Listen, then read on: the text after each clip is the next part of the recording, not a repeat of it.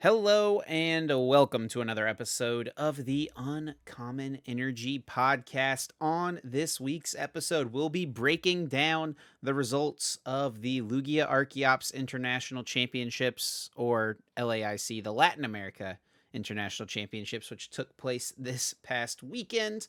We'll talk about a couple of disqualifications that happened at the event. We'll give our opinions on them, the facts, what we know, what we don't, all those things.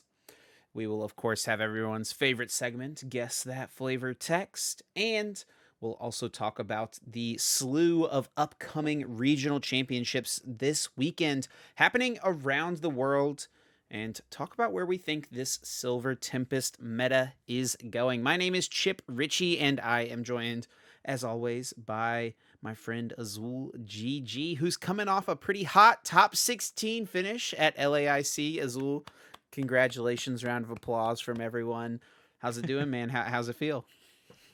Top 16's all right. Not a top 8, obviously. Like, that's kind of my goal, is to try and, I guess, not top 8 every event. I did feel like I put myself in a fine spot to potentially get top 8. I had a couple games that, if they had gone the other way from ties to wins, I probably would have been in top 8. So no top 8 this time around. Ended up playing the Lost Zone Kyogre box that Grant got top 4 with at the event. And I think the deck was overall like pretty solid. I always kind of bring up like the spreadsheet me and my group do, and Lugia won the spreadsheet, but we also didn't want to play Lugia, thinking that I thought the day one meta share would have been a little bit higher. It was like 25%. I thought it would have been like 30-40%. But then in day two, it got up to like 50%. And that's what we didn't want. We didn't want to play a ton of mirror matches. So we're like, we're not playing Lugia. Let's find something else.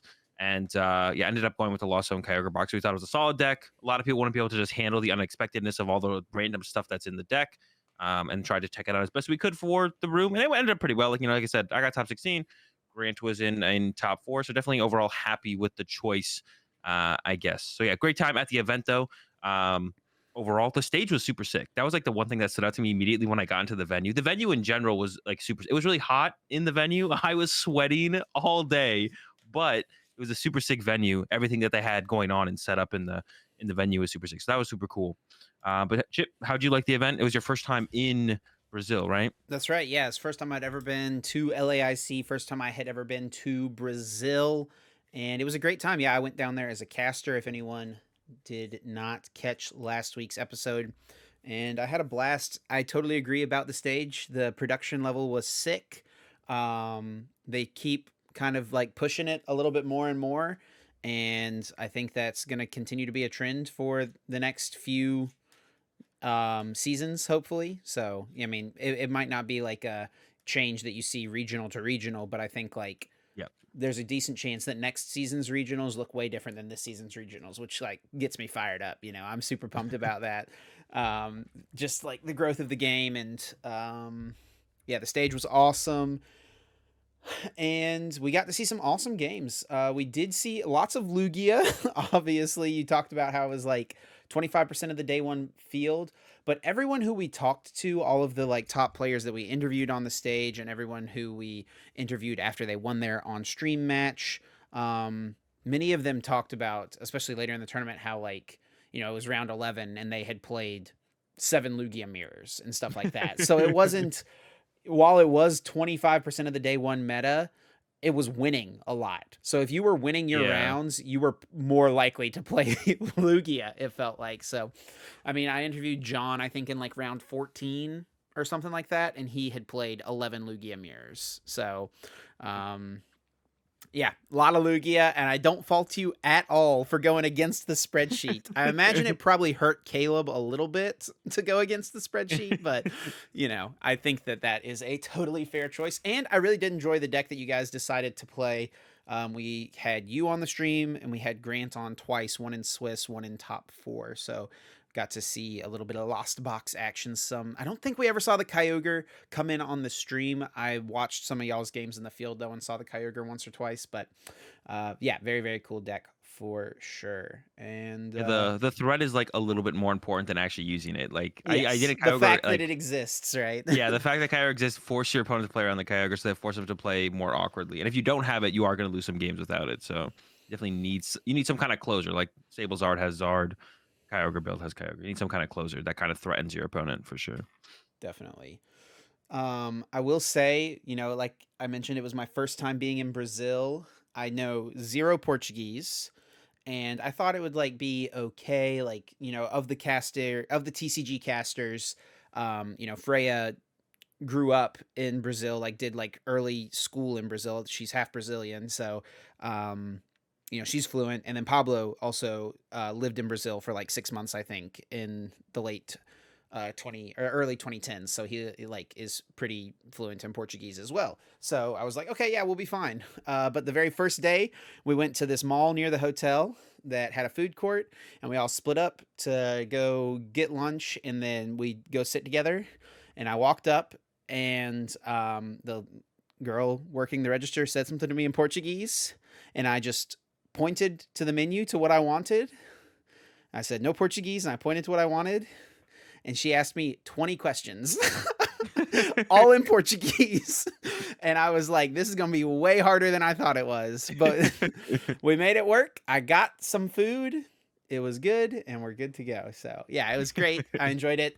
We also one night went and ate at Fogo de Chao, the Brazilian steakhouse, which I've had Brazilian steakhouses in America, which is always fun and a good experience. For those who don't know, it's like the restaurant style where they walk around with skewers of meat and basically walk up to your table, and they're like, sir, would you like this, slow roasted sirloin? You're like, yeah, absolutely. Cut me off a piece. Or would you like this bacon wrapped lamb chop? Sure, go ahead, put it on my plate. And but it was that, but it actually a Brazilian steakhouse, but actually in Brazil, and it was a really cool experience and a lot of fun, and way better than an American Brazilian steakhouse. So that was awesome. Yeah, definitely is a notch above for sure. So let's just jump right into the tournament's results. And yeah, there was a lot of Lugia. And I think we all knew going in that Lugia was going to be really good. I think everyone pretty much knew it was going to dominate. And even though people probably didn't want to play Lugia mirrors all day, it just didn't stop them from playing Lugia because the deck is that good. 25% of the day one field, 55% of the day two field, 75% of cut, and of course it was 3 out of the top, so 6 out of 8 top 8 spots, 3 out of 4 top 4 spots, and 2 Lugia VSTARs facing off in the finals. And Tord Reklev did eventually win with his Lugia Archeops deck, which, worthy of noting as well, this was Tord Reklev's 4th international championship win. And not only is it his 4th win, but it is the last unique international championships he had not won. So he has now won EUIC, NAIC, OCIC, and now LAIC. So congratulations to Tord. An incredible feat that may never be accomplished. Azul told me that he's working on it, but buddy, you're a little ways away. Yeah, the only international championship left for Tord is Worlds. It's still an international event, so that's like the next one. I'm not the only one though. I did see Stefan on Twitter tweet out as well that Stefan plans to try and catch up as well. Yeah. Stefan does have 2 international championships, but A both of little them ahead of are but both of them are North American international champions. So technically, as far as getting a win in each of the ICs, me and Stefan are on the same level right now. I think my favorite tweet from post event was Stefan's tweet where he listed out the IC wins for each region. TCG IC wins per region: EU 5, NA 4, LATAM 4, and Tord 4, which is just unbelievable. Unbelievable. An incredible feat for sure. Missing out on one thing I noticed immediately in that tweet though, Stefan missed out on some great banter by putting OCIC at 0, because they have yet to win an IC. I mean, I would have put it in my tweet like that. I mean, it's all fun and games. I mean, they've got a world championship with Henry, and they're always showing up big at every single tournament. They always show up big at the ICs. They haven't quite been able to get a dub. But yeah, I definitely would have put that out there for sure. It's just a little Natalie bit of on her winning in, right? Like if she wins, she was in, but you couldn't. Yeah, Natalie, I think. Well, I don't know for sure. I think I remember talking to Natalie.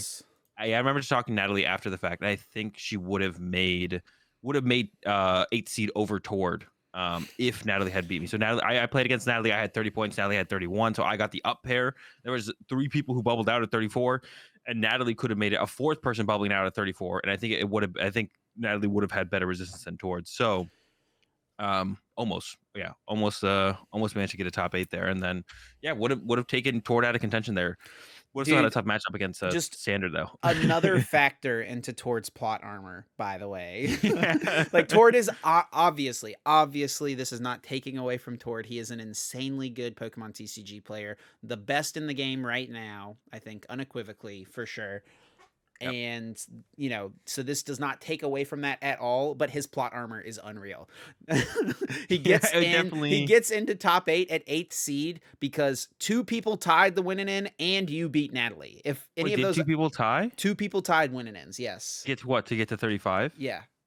Oh, I didn't know To that. get to 34. To get to 34. Wait, there could have been like 6 people whipping at Yes. 34 points? Yes. Holy Yes. moly. I tried didn't to know tell that. you. I tried to tell you that whenever I spoke to you briefly, like as that round was ending, and you're like, "No, it's not going to be that many." No, it was that Man, many. I even told Tord that he was trolling for ID in the last round. I didn't know it was that bad though. I literally told him, I was like, no, you should have definitely played that out. You're trolling for tie in there. He's like, no, I think my resistance is pretty good. I was like, all right. I didn't know it was that bad. That was a bad tie. I think the only person who should have tied there was John, because John went up against Sander. Yeah. So it's like, you're not going to win anyways. Just take your point. Just take your point. The chance that you win that is so low. Yeah. So I think that's the only reasonable ID was actually John. I think everyone else who ID'd to get to 34 was absolutely trolling in that situation. But I mean, it can work out. You can troll and have it work out for you for sure. But yeah, definitely insane. Managed to squeak out a win against Sander in top 8 after squeaking in at 8th seed, which is a terrible matchup for Tord. Even though it is a control deck, even though Sander was playing a control deck, control decks, mill decks definitely have a worse time in top 8 scenarios because of the time rules of if you can get to game 3 as the non-mill control deck, it's decided by who's drawn the most prize cards once time ends, which usually a control deck or a mill deck takes a little bit longer to win games. So usually if the non-miller control deck can win a game, then you push it to game 3. There won't be enough time for them to actually beat you through their control win condition or their mill win condition, and you'll have drawn a couple prize cards and will just kind of win the game, which is what happened with me against Sander at NAIC as well. Yeah. But this time around, the matchup is so good for Sander, you're probably just going to win game 1 and game 2 Like absurdly 90% of the time. You'll just win game 1 and game 2. It won't even ever get to game 3.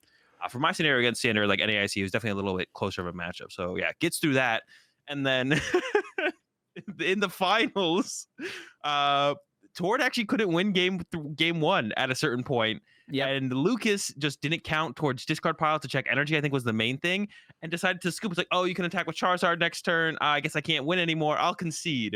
And I actually heard that still theoretically have an energy left, but it was prized. Yeah. So like then you should just play off that win condition as Lucas. There's extra time in the finals. There's extra time in the finals, right? And the Lugia mirror is never going to go to the full 75 minutes, pretty much ever. So, Lucas definitely should have just passed and waited like a couple turns at least to see what Tord did. No reason not to. He didn't. He concedes when Tord was going to lose, and Tord wins the freaking tournament, man. Unbelievable, right? That's what I always talk about too. Is always like the first thing you should always make your opponent have it, even if you think they have it. Make them have it. Especially in a situation like that. Obviously, like if you're like, well, I lose this game like every time in 3 turns from now, that's like a reasonable time to concede. But if you look at a board set and you're like, well, I lose next turn if they have this card and they probably have this card, make them show you the card, right? Or even in situations where they show you the card, make them play it out, sequence out the turn correctly, even if you have enough time to force them to do that, right? So yeah, always make something to learn, take away from this. And I'm sure Lucas in the future will make sure that their opponent has the card and not just assume you probably have it. 90% of the time you probably beat me next turn. But in that situation, actually, I don't even think it was that great for Tord. So because there was the 1 Aurora energy left in the deck, I think. Yeah, but he had Charizard, 1 single energy left, and it was the Aurora to attack with Charizard. But Lucas was at 3 prize cards left, so Charizard couldn't even attack unless Lucas decided to start drawing prize cards. So make sure your opponent has it. And yeah, I think Lucas will be doing that from here on out for sure. But yeah, insane plot armor for sure. So, all that aside, let's break down these different Lugia decks. So, I mean, obviously the deck was dominant. It took 6 out of the top 8 spots, but the 6 lists that were in the top 8 were all different. No, you know, testing partners in top 8 or anything like that. So everyone had their own different takes on the deck. I would say they're all probably the same, like 52 cards. Maybe not even that because of how different Kieran's list is with the trekking shoes, but we'll talk about all of that. Starting off with Tords, and if you are unfamiliar with Tord, his focus, especially at these big tournaments, has just pretty much always been consistency, making sure his deck is as consistent as possible, that it is going to set up its main game plan. Usually going to be lighter on the techs unless it vastly improves a super relevant matchup, right? Which is what we see with the Stoutland. And like stuff like Eviltal and Radiant Charizard, even though they are one-ofs, you can't really call these cards techs in the Lugia deck, right? They are just kind Yeah. of, they are part of the deck. Yeah, that's kind of like the standard too. And then of course from there you see like the additions, like Tord brought the Stoutland, and then we saw John and I forget who else brought brought John and Pedro, brought the Raikou. So that's like the tech. That's what you could classify as like being like a tech card in the list. Like the standard Aurora build, Lugia, Archeops, Charizard, Yveltal, and that's like, okay, where do we go from here? What else is going to be popular enough to want to include stuff like Stoutland, like Raikou, and so on? So the unique things to me about Tord's list to talk about, he played 4 research, he played Oranguru, and he played 4 capture energy. Lucas also played 4 capture energy, by the way, as well. And he played no V-Guard energy. Yeah, so the no V guard is, I think, the biggest standout there, because like Yeah. when you go first, I guess but I guess if the factor would be more so if you go second in the Lugia mirror and you like match their Lugia with your Lugia, you get the V guard in there and like you kind of force them to have they can't have a Lugia response there ever. It has to be the Charizard or the Yveltal. But maybe that doesn't work out where that matters too much. Maybe it only really matters when you go first, and then but then if you're going first, you get the first knockout. So then how relevant is it to have the V Guard energy? So I guess thinking about it like right now, maybe having the V Guard energy isn't that big of a deal. But yeah, the 4 captures is like super good because it gives you your pivot into your attacker, right? The capture energy searches out your attacker. So you search out your Yveltal, you search out your Charizard, Stoutland, whatever, and you get to retreat off the Archeops because that has 1 retreat cost, and you get into your attacker. So 4 capture actually just seems kind of insanely good. It makes it really easy that once you're ahead, it's pretty easy to just like chain your attackers as long as they're not prized and just kind of go to the next. Yeah, we saw Lucas and Tord both rocking the quad capture, which that definitely seems like a very powerful inclusion for sure. Yeah, I like it a lot for sure. And also, it's kind of crazy how well Tord set up in almost all of his stream games. I think, with the exception of game 2 of the finals, which, he was going second in the Lugia mirror, so he was automatically at a disadvantage anyway. Yeah. I think every time that we saw Tord go first, I would have to go back and watch to double check, but it at least felt like this. It felt like every time he went first, he would get double Archeops in the discard pile at a minimum going first, which is massive. And that's as the Lugia mirror, when you're going first, like you're going to be at an advantage, but your opponent has things they can do. And the main thing they can do is Marnie you turn 1. Try to put you to few cards, especially if you don't have any Archeops in your discard pile. If you can at least discard an Archeops or 2 on turn 1 when you're going first, that puts you as just so much less you're going to need off of a 4-card Marnie. But not only could Tord get 2 Archeops in the discard pile going first, which is like super good already, he would also often be able to get down his Oranguru and put a good card on top of his deck, so that even if he got Marnied, he was going to be guaranteed to have 1 combo piece he needed for the next turn. So, yeah, the consistency really shined in his stream games, it felt like. And, he made the right decisions, and it ended up paying off. And he got the dub for sure. Yeah, and they were playing the Oranguru, which we didn't see in a ton of lists.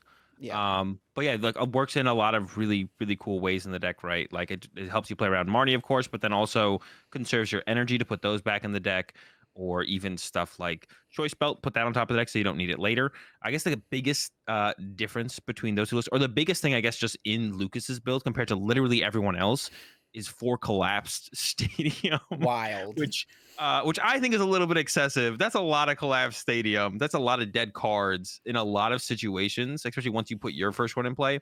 And then if your opponent knows you do that, if they rush to find theirs, once again, you kind of end up with a lot of dead cards.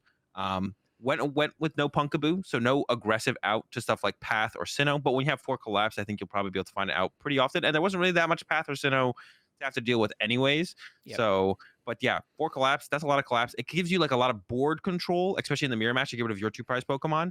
But I don't know. That was just wild to see. Like no one else was even playing close to that. And Lucas, we should also mention, did go 9-0 in day one, which I think only a handful of people have ever done at an IC, right? So, I mean, it's really tough to do for sure. So, congrats to Lucas on that and on the second place finish. He also did play only 2 Lugia VSTAR, which feels a little sketchy, but I think you can get away with it. I think you would definitely, like, if you're trying to make a consistency cut for something, I mean, you definitely cut a Lugia VSTAR before you cut something like an Evolution Incense, right? Yeah, I think so. Yeah, because like getting the archetypes is so much more important, and the Right. way the prizes trade out often, you only use 1 Lugia V-Star, maybe 2. But the maybe 2 comes up eventually, and you also have like Guru to like if you have like an awkward research opening, you have like the Guru, so you can like protect an Arceus V-Star, so you make sure you have 2 later. I guess the last inclusion to mention out of um Lucas's list is the 2 Luminion, which I think is uh just the way to go from here on out with Lugia, to be honest. 2 Luminion, I think, is super sick. We saw that from Stefan. We saw it from Ian Robb. And I talked to Ian a lot about it, like different plays you can kind of make with it and stuff. And Ian was actually rocking the Burnett as well to have a little bit more utility with the Luminions. I think 2 Luminion is just super, super good.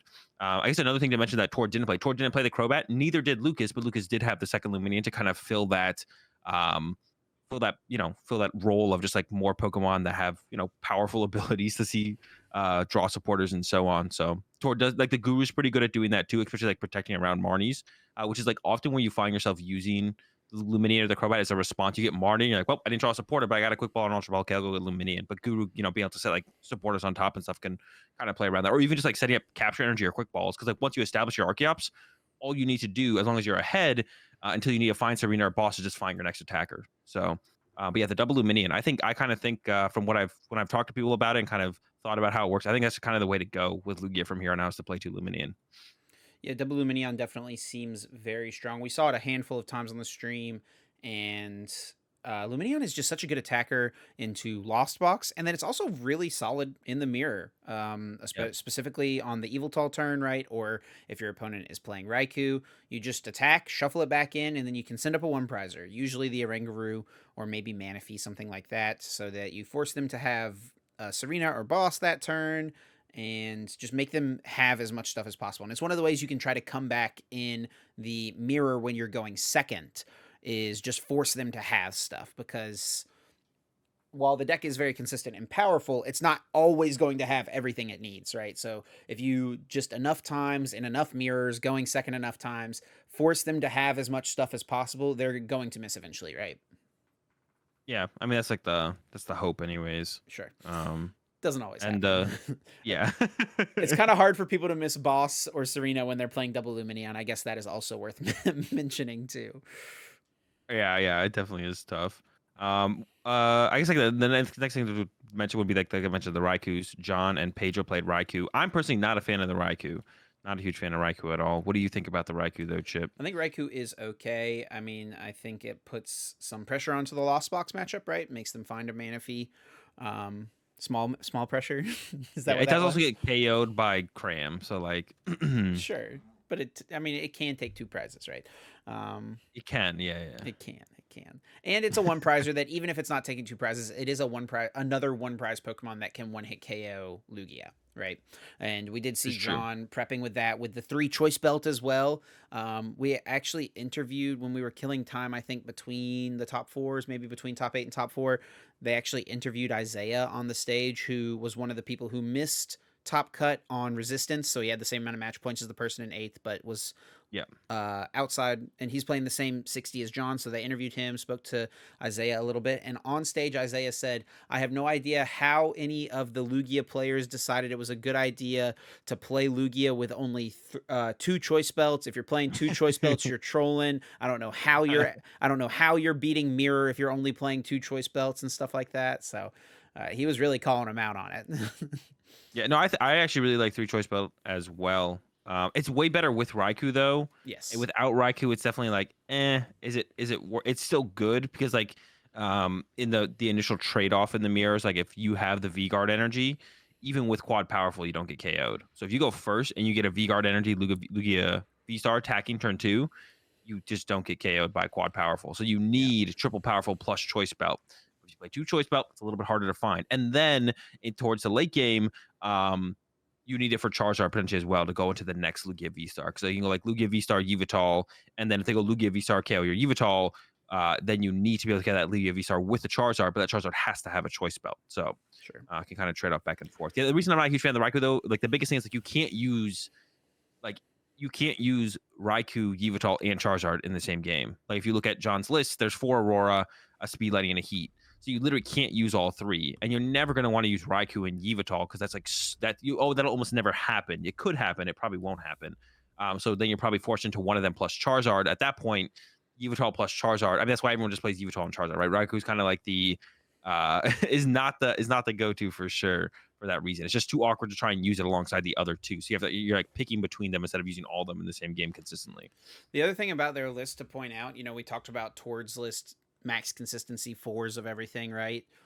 These guys were skimping on the consistency a little bit, right? We, Yeah. we see 3 Lugia V, 3 Archeops, 3 research. Though Tord, I guess, played 4 research, 2 Marnie. They played 3 research, 3 Marnie. So that's kind of like, a so-so change, I would say. And also only 2 capture energies as well. Yeah, I'm not gonna lie. I think 3 Archeops is absolutely trolling. I think like that's the one you actually want to max. Like I think I would max 4 Archeops before I max 4 Lugia V Star, because Or Lugia you V. don't really need, or Lugia V. Yeah. So I could even see like, yeah, you could even like the 2 V Star from like Lucas. I even looked at that and I was like, okay, I don't like hate that. But I think 4, like you just need as many opportunities as possible to get Archeops in the discard pile. I agree. So I think I would always max Archeops. I would even like max Archeops before Evolution Incense, I think. Because if you play an Evolution Incense to get an Archeops, you minus your outs to Archeops by 2 instead of 1. So even then, I think I would max Archeops before Evolution Incense. Because getting those things and getting them in the discard pile is the hardest thing to do, the most important thing to do. And once you use Lugia's ability, you're just set up ready to go. So I think, I'm not going to lie, I think 3 Archeops is kind of trolling for sure. I don't mind the 3 Lugia V Star because in a lot of matchups, if you go first, you just need 1 Lugia V Star down. And in a lot of matchups, if you go second, you're still safe with your one of, or can kind of extend to get 2 Lugias in play. So that one's like a little bit uh, less relevant. It also does allow you to open your 1 prize Pokemon more often by playing less of your 2 prize Pokemon, to be honest, which is actually like a reasonable thing that you want to do in like the mirror matches. It kind of goes back to like why people played like 3 Palkia V Star, right? You actually don't really want to open Palkia going second. And when you go first, you can probably make it work somehow. Sure. And let's look at the other 2 lists real quick. In Pedro Pertusi's list, it was pretty similar to the other ones we've already talked about. Did have the 1 Sharon's Care, which I think is an okay card in the deck. Of course, I think if you're playing Sharon's Care, you definitely want the V-Guard energy in there. Usually, if your opponent is going to have to 2-hit KO a Lugia, you're probably winning that matchup anyway, though. So maybe Yeah. it's just a not necessary card. That's why I do like I mean, the main reason to play it is the paralysis shenanigans Sure. that people are trying to do, which we didn't see very much of. We did see a couple Palkias. A couple Palkias made day 2. Yeah. I actually just think Articuno. Birdkeeper is like you said. If they use Sharon's Care, if you're using Sharon's Care, you're probably already won, right? Because they didn't want to KO you. So I think Birdkeeper is just so much better than Sharon's Care because it's just a draw supporter throughout the game if you open it early, and even into the mid to late game. Like if they hit your Lugia and don't KO it, you probably won, so you'd probably just rather see more cards. The only reason to play Charon's Care is just like for like the Lost Box matchup. But yeah, the only person bringing in top 8, the only person who had any kind of protection from paralysis, right? Which is Yeah. like the Zekrom or the Articuno in like the Palkia decks. Yeah, and we talked about those techs a little bit last week as things that people may potentially play, and we didn't really see too much of it. I think I did see a handful of lists with the Zekrom. Obviously, we saw a couple of Palkias, but it really wasn't that much. Nobody really leaned into the strategy, and you kind of have to wonder if someone had, with how many Lugias there were, what may have happened. And then Yeah, it's definitely possible. the last list to talk about would be Kieran Faras from Canada, who had another really interesting one. Had 4 copies of trekking shoes in here, just trying to hike on through the deck, try to see those Lugias off the first one, the Archeops, and discard it. But speaking of the Lugia line was super thin in this one. A 3/2 Lugia VSTAR, and then also did have the Mew from Celebrations in here as well. This one is definitely the most unique of these top 8 lists. Yeah, the Mew's kind of cool. It kind of combos even better with the capture energy for your attacker plus retreat into a strategy I was talking about, because you could just send up the Mew, use Mysterious Tail, and then capture to it, get your Charizard, get your Yveltal, get your Stoutland, retreat, and then attack with that Pokemon. But yeah, definitely a little bit less consistent. Once again, not playing for Archeops, which I'm not a huge fan of. Also, I guess another thing to kind of mention, there's a gift energy in this list, and there was a gift energy Yes, in in John's John's, list as yeah. well. And the gift is a little cheeky, but it is pretty cool to help you kind of stay in games in situations where you're behind, to allow you like pull off bigger plays on the following turn, or to make sure you kind of stay ahead, right? It's like if you set up a big Lugia with 4 powerful energy, and then you like sneak a gift on there, it's like, well, now even if you KO this, I'm probably going to pull off my next big attack on the next turn as well, because I'm also going to make sure I have at least 7 cards. So your Roxanne or your Marnie is not going to hit as hard. So it's kind of like maybe like a pseudo guru in Yeah. that sense, where you kind of protect against Marnies, give yourself a little bit more reach going into your next turn. But yeah, definitely a very interesting build, right? I think it's trying to be consistent in a different way with the trekking shoes, but there's so many things you don't want to discard in this deck, especially when you have such a thin line of Lugia. I'm not really a huge. I don't think trekking shoes can really fit into this deck super cleanly because of that. Like if you see an Aurora energy or a Yeah. powerful energy, you're like, well, I gotta keep this, I guess. Like, what do you discard? Unless you see Archeops, or unless the game has developed a little bit, so you know where you know your win condition. Like trekking shoes in the first 2 turns of the game just don't seem very good. Yeah, I totally agree with that. I think that your trekking shoes early game are going to feel very awkward. And it was funny, as you were talking about the gift energy, I was literally thinking like, I guess like this gift energy is kind of like a a pseudo guru, and that's literally what you said as well. And I guess you wouldn't probably need. There's not really a need to play both of those, but I think one or the other does seem good. It's maybe just a question of which one, and probably just leaning towards guru, so you guarantee a Yeah. specific card for Marnie, right? The gift energy is cool though, for sure. Also, like, smooths out your game plans. Make sure you can use your Auroras. Make sure you can use your powerfuls, which you saw toward you against Grant, making sure the Stoutland could get the 4 Yeah. powerful to KO like Crams and stuff. Yeah.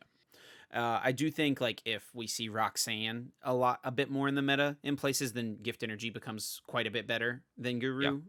But as of right now, there's really not a bunch. Like the Mew decks play 1, and you usually can get through the deck pretty efficiently by the time that Mew is going to, because that matchup is so fast.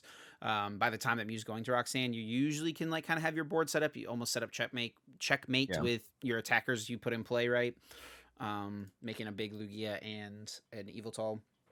And then I did want Yeah. to talk about one other Lugia list, and that was actually Brian DeVries. I was gonna bring that up. Yeah. Yeah, who got 9th place. Brian actually got 2nd place at the last LAIC, so we were really kind of hoping to see a bit of him in top 8, because that was a cool story we were kind of wanting to follow. We never got to feature him during day 1 or day 2. It just didn't quite work out. But he played 2 copies of the Amazing Rare Yveltal. 2 Yveltals. That's pretty wild. Yeah, 2 Yveltal, so a little bit more power. You like it's and played a decent amount of the what's it called, the non-colorless energy. You got 4 Aurora, 2 Heat, 2 Hiding, so you can actually consistently attack with both Yveltals. Unlike, like I said, like with the Raikou build, when we see people add Raikou, you can't really use Raikou Yveltal Charizard, but this build can use Yveltal Charizard. Yes. So you can have some really cool lines of play with this build. Also, like you can kind of like fake your opponent out. Like your first Yveltal gets knocked out because you open it, and then you hit him with the second one. It's something they're just not even playing around at that point, right? Yep. So there's some really cool plays that double Yveltal can kind of lean into, playing a little bit heavier on the energy count. 17 energy here. And really heavy, like compared to the other list. No boss, I think, is a big thing for sure. And I'm personally not a huge fan of that, because I think if your opponent knows you play, even if your opponent doesn't know you don't play boss, they're like, well, I'm just gonna set up a one prizer here. You have two prize cards left. If you don't have boss, I guess I win. And then they never do because they don't play it. So you always win there. So not a huge fan of the no boss, but Force Arena. Lighter on the research, heavy on the Serena. Also Yeah, had the Bird Keeper in there, so was afraid of paralysis. yeah, had the respected the paralysis a little bit. Yeah, I totally agree about the Serena boss point. I think from all the mirrors we saw throughout the weekend, like Luminion into a one prizer was just a play we saw all the time. And if you don't have boss, then um or sometimes like you want to like boss a better one prizer, right? Because especially Yeah. like in the mirror when you went second, a lot of times there won't be a two prizer on the bench, right? Because they only used one Lugia, you KO'd it with your Evil Tall, and then now they only have like Archeops and a Renguru on their bench, and they send up Manaphy or something for the turn. Yeah. If you can use that turn to boss Guru or boss Archeops, you're going to be in a way better spot. And especially if you boss Archeops with a build like this that has two Evil Tall, it's like they're only going to make one still. So there's a lot of cool things you can do maybe once you know about, specific lists. But that's kind of the beauty of like IRL tournaments. You just don't know, right? Yep. Yeah. Definitely is one of the cooler things. Another thing to mention, I guess, every top 8 Lugia list played Manaphy. A couple did not have the Dunsparce. Lucas and John, I believe, did not have the Dunsparce. But everyone had Manaphy, which I think is interesting. I feel like maybe I feel like the prioritization on Dunsparce over Manaphy made a little bit more sense going into the tournament, but because I don't know what you're stopping with Manaphy. Like Kyogre, I guess, was a thing, but like besides that, who's sniping out here? I don't know I who guess else is just sniping out here. Raikou, maybe. I guess, but I feel like Raikou doesn't matter because like my thing with this is why I don't like Raikou. It's another reason I don't like Raikou because like let's say you have Manaphy and play not Dunsparce. Well, Raikou one hit KOs your active still, and if you have no Manaphy or no Dunsparce in play, Raikou still one hit KOs your active. So if you have Dunsparce in play, they get to snipe, but the only thing to snipe off the bench is then the Dunsparce from the Raikou. But after all of that, they could just Yveltal your active anyways and just not use the Raikou. So I just don't understand how Raikou ever fits into like the mirror match trade off. It feels like I feel like it never actually works out where it's like that important. So that was interesting. More people put priority. It seems to be on at least in the ones that made top 8. Yeah. Manaphy was kind of They're the trying one to that protect had. those gurus, bro. They don't want their gurus to get Okay, sniped. so I guess that's the one. That's the one situation, right? The Guru. If you have the Raikou KO and your Lugia plus your Guru, I guess that would be pretty annoying. Okay, yeah. So it protects the Guru. Gurus living, bro. Worth. And we also saw some several funny plays throughout the weekend of people like putting V Guard energies on their Evil Tall, right? Yeah. So that they couldn't get KO'd by the what's called the Luminion. fish, the Luminion, right? So Yeah. those were some kind of cool plays that people would do that I guess Tord didn't have access to, or anyone else who didn't play the V Guard energy. So I don't know. All these differences, so many different things going on. Obviously, like the main power level of the deck is still going to be there, but of these top 8 lists and maybe like top 16 lists, what are your favorite inclusions, least favorite inclusions? If you were going to sleeve up Lugia, which I mean, I don't think I would expect you to, but if you were to You're not sleeve up gonna get Lugia, which the. way do you think you're leaning? I don't like Raikou, and I don't think that really changes with anything that would like go into this weekend. Like I don't think it really changes anything. Guru seems to be like worth it for sure. Double Luminion I think is super sick. I think another thing that's super sick is Brian's build with a double Yveltal. I don't think it's quite good enough to warrant playing over like other tech cards because you have to commit to a little bit higher energy count and all that kind of stuff. I think it is super sick. I think it opens up a ton of like options in matchups against like Mew and even the mirror match if they're going like a heavier V-Star route in the game or whatever, like opens up a ton of lines of play. And does allow you to kind of be more aggressive with your first Yveltal, just throw it on your bench, or if you open one, you're chilling. So you get all that kind of cool options with the second Yveltal. So I think it's really cool, but I don't think it's worth the space commitment you really have to go with. And like speaking to your point of like there was like so many different variants that did well of Lugia. It's because even at the end of the day, when you play the mirror match, it's still super close, irrelevant of what cute stuff you have and they don't have, right? Lucas has 4 collapse stadium and 4 capture, toward with like the most straightforward build as possible. Then you have people like John with the Raikou and triple choice belt, and cutting back on your birds, on your Archeops and your Lugia. So like at the end of the day, there's so many mirror matches that are going to happen. It's really hard to kind of get to figure out what the perfect 60 is, because that's the biggest deck you're trying to go up against is like a Lugia deck, right? So it's like really hard to like be like, okay, what should I actually bring? But yeah, those are the things I think I like for sure. And then probably just why not rock Dunsparce and Manaphy, to be honest, because like it covers so much of the matchup spread. And then Stoutland probably is a staple at this point, I think. For sure. Yeah, I think I agree with all those takes there. I'm also not like the biggest fan of the Raikou. Um, Definitely like the Stoutland, I think. And I think especially heading into this weekend, I would still like the Stoutland. I think people will try things that are not Lugia, right? And I think Stoutland can capitalize on some of those things. So I think Yeah. Stoutland Very good against the definitely unknown. definitely needs to stay. Um, and yeah, I mean, I also like the four captures as well. Say that for sure. The four captures. I mean, I've loved capture energy like ever since it came out. I always am trying to put that card index when I can. So um, It is like the best. It's like literally the best special energy in the game, for sure. It's feels just hard like to. it. It's a colorless energy, so it's hard to want to play it in any deck Right. because everything requires some type of I mean, you energy. even see people putting it in their Palkia deck, right? Yeah, It's like exactly. you need two water energies, but capture is just so dang good. Okay, so let's talk about the other top 8 decks. One of them, obviously, you are very familiar with because you played it as well. So Grant Manley got top 4 with the Kyogre Lost Box deck. So different from the Sableye Charizard version of the deck. We do still have Sableye and Cramorant, of course, in here. But as the other attackers, we've got Radiant Greninja and Kyogre to kind of lean on. And then even some other options in here as well, like the Snorlax, the Raikou. So there's definitely a ton going on. This one, we've talked about Sableye Charizard Lost Box, how it's not really a toolbox deck. It's a Sableye Charizard deck because you kind of do the similar thing. This one feels a Yeah. lot more like a toolbox because there's a lot of different options, a lot of different paths every single game, and what you attack with may depend on the matchup and the situation, of course. Yeah, this deck was like actually I played 0 games with the deck before the tournament started, and it was like absolutely mind melting to like play. It's like so many things to think about throughout a game. So yeah, it was definitely pretty, I don't know, it's stressful, but pretty intense games for sure. Because there's a lot to think about and a lot to figure out. And like in closed deckless scenarios, you have to be thinking about like random stuff like collapsed stadiums. I went up against a couple Kirums, so I had to be thinking about Cheryls and stuff like that. So there's a lot that can go wrong just if your opponent plays a certain card and you don't know about it yet. Thankfully, it's a best 2 out of 3, but this deck isn't great at playing 3 games, so you don't really want to be put in that scenario. I did close out a couple game 3s, but definitely not a spot you want to be in. But yeah, a ton of options, ton of different routes you can take. There's like, even in specific matchups, there's not like a certain route you kind of always look for or have to go down to kind of get the dub. So a lot of different ways you can play every scenario. But yeah, the deck's sick. I think it's better than Sablezard just because I feel like what's called Stoutland hits Sablezard so much harder than it does this deck. Like this deck, you have the Snorlax combo or the Snorlax Choice Belt combo, or you can just want to KO with Raikou with Choice Belt, or if they just fill up their bench. So you have a lot of different routes to actually deal with the Stoutland, whereas the Sablezard build doesn't really have those options. But I guess could start to kind of tech differently. Like we saw the Singers build that got the Singer that won playing Sablezard had stuff like Snorlax, Choice Belts, and like Raihan and Twin Energy. I don't know if they had Twin Energy. I know they had They Raihan did though. have twin energy, yeah, 2 twin Yeah, energies, I think, right?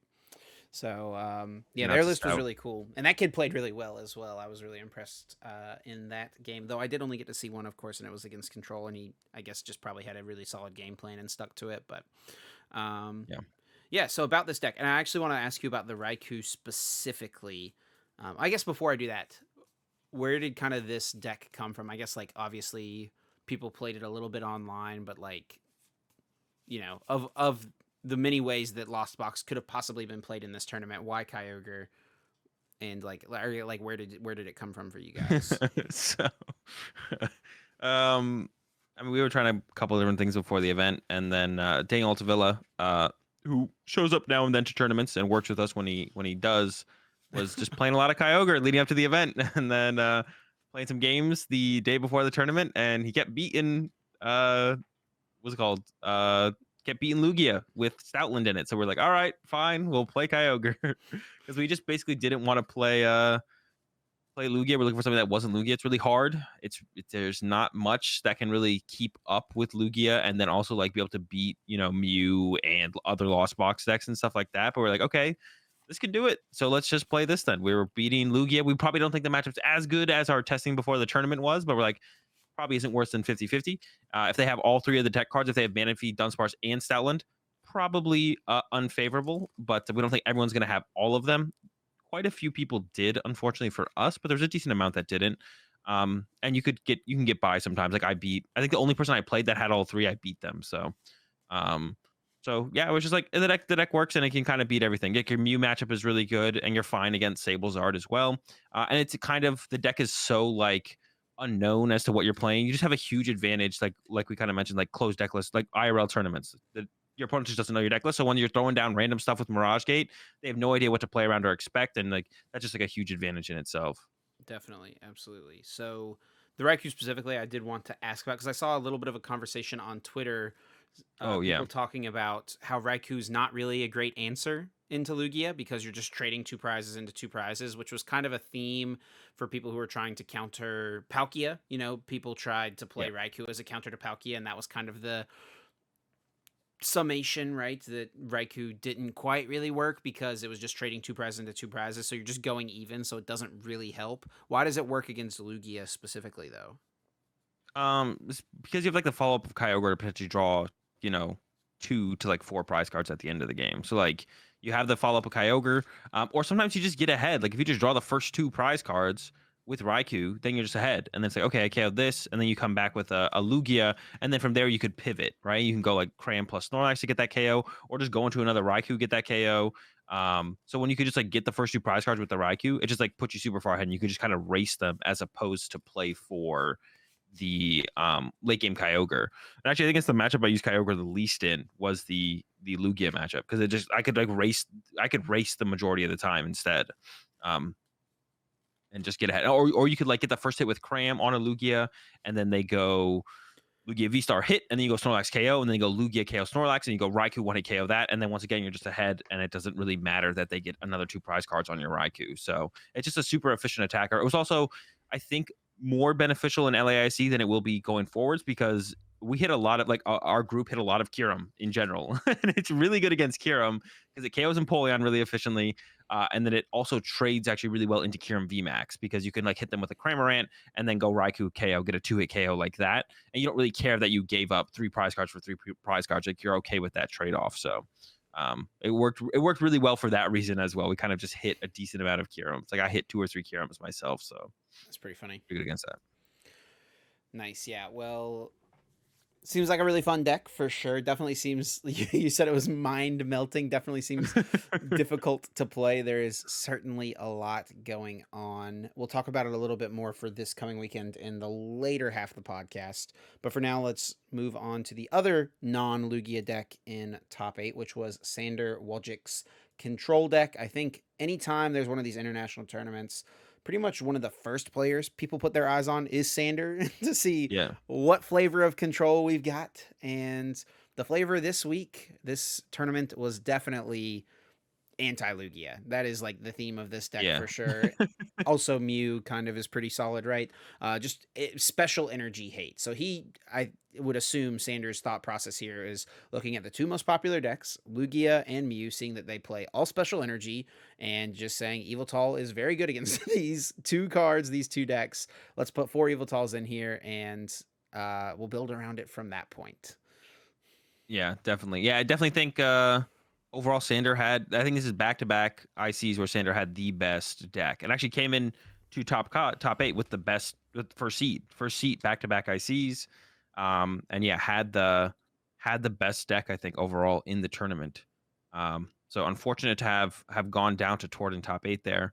But I mean that's still pretty consistent, pretty solid back to back placements from Sander.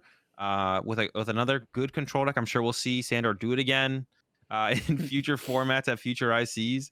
But yeah, definitely a lot of special energy hate, and then just like some other random shenanigans in here. You got the Pidgeot V, you got like a one of Miltank, the Greedent V, you got the Ice Cube for the Lost Zone matchups. Try and get the Ice Cube with the Wash Energy combo set up so you can kind of just utilize that as your only attacker. Ideally, get down to like a solo SQ, which is a little bit difficult to do. But if you can pull it off, you can kind of beat Sablezard that way. They do have quite a few answers to it, though. Sinnoh, Escape Ropes, Cross Switchers, Boss, and even Echoing Horn is a nuisance as well. So it's kind of this deck actually I think has a pretty tough Lost Box matchup. I think it can be pretty tough. Um, but when the most popular deck, Lugia is looking to be probably like 30+% of the meta, at these coming up regionals. I mean, if you have like a 90% win rate against them, you're going to be in a good spot. Yep. And this is different from the NAIC deck. We don't have any Mewtwo v Union, so there's no tank and heal. The format, I think, is obviously not in a great place for something like Mewtwo because we've got Yeah. Lugia that can just one hit KO it, um, get straight through it, no problem. And the one thing I wanted to note, so like the NAIC deck that he played, his infinite combo was to use Palpad, Team Yell's Cheer, and Silene. And the only way that your infinite breaks, the way you never deck out, right, is if you flip a lot of tails, like a ton of tails. We actually saw that almost happen when he played against you in top four. Yeah. Um, he didn't flip enough tails to lose because of like, not going infinite and decking out, but he flipped enough tails to where it was like it let you stay in the game long enough to Yeah.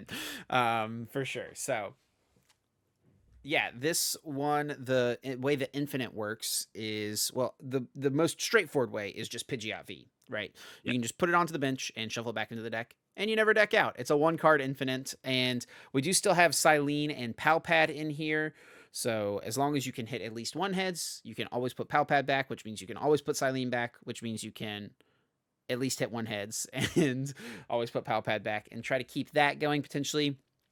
And then the other way that this deck operates and kind of what its eventual game plan against things like Lugia and Mew is to get to 0 cards in deck and have Birdkeeper in the discard pile, or I guess in your hand, and Eldegoss and double Turbo Energy. And then you bench the Eldegoss, grab the Birdkeeper into the Eldegoss, attach double Turbo Energy, and float up into the deck. You do 30 damage. Once you have gotten rid of all your opponent's resources, right? So against these special energy decks, you get rid of all the special energies through a combination of Evil Tall and Sydney and Crushing Hammer, Flannery, any of these energy hate cards. Get to that point and then just 30, 30, 30 every single turn. And if you draw double Turbo Energy, you can use Pukumuku to go put the Pukumuku on the bottom and then go get the Eldegoss. And then Birdkeeper, draw the Pukumuku, so you can do it again next turn. So you can guaranteed every single turn use Eldegoss, never deck out, and this was Sanders' strategy against Lugia.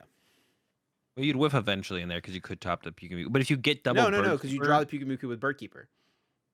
oh, that's true. No, you're right. Yeah, You're right. yeah. Yeah. So the Birdkeeper makes it so you never whiff with one Birdkeeper. I thought you had to have the double Birdkeeper. You could even go the route of just having double Birdkeeper, and then you'll always have. Oh no, I guess that's not true because you're not always gonna have an Eldegoss. Yeah. So the Puke always makes it so you get there every time, right? Yeah, you can do it every single turn. Yeah. Yeah. And yeah, there's like the infinite from the Silene as well. But yeah, not as you can't like as aggressively like use supporter cards like you could with kind of the Silene build. It felt like because your Eldegoss has to be like recovering Birdkeeper or Charon's Care like every single turn.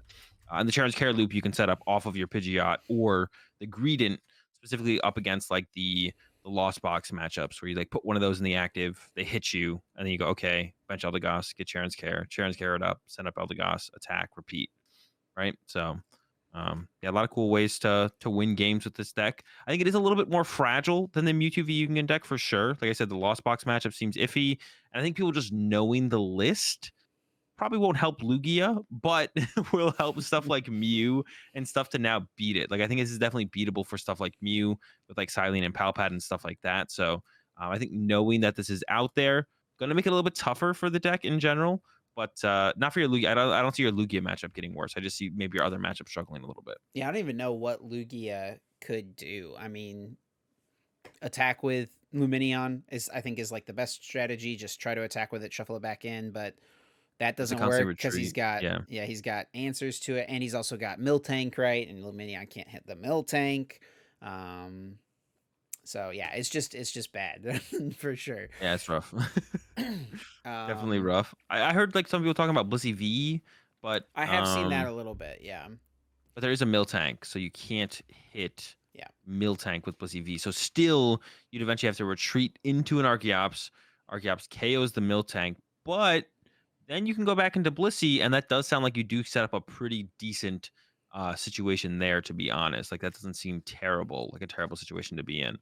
Because then they have to recover the Miltank, and then you go back into Blissey, and Blissey starts swinging. I guess SQ could get involved at that point. Once again, the Blissey builds up all of the energy on itself, so it can easily retreat back to the Archeops. Archeops KOs SQ, and then kind of go from there. So I guess Blissey is like a reasonable a reasonable answer, to be honest. That actually might be too much to deal with, to be honest, because already it does get pretty close, I feel like, overall. I mean, the big key card here, because of Luminian Loop, is the Radiant Gardevoir, right? That's the big Yep. card in the matchup, is Luminian does 120 damage, and if they can get knockouts while conserving energy, then Lugia kind of wins. But because of the Radiant Gardevoir, they have to kind of go out of their way to boss KO that first, and then once you do that, you have Silene to potentially recover it, or get a cape of toughness on one of the Levitals as well at that point to kind of stop the Luminian KOs from there as well. So those little bit of like those one or two extra turns of Luminian whiffing knockouts is like what separates, well, what allows the deck to kind of the Yveltal, the quad Yveltal allows quad Yveltal to kind of beat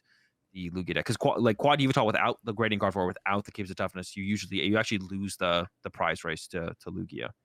This deck has an absurdly good Lugia matchup, like It is absurdly pretty good. good. I watched one of Sanders' games in one of my off rounds to just kind of see what his deck was about, right?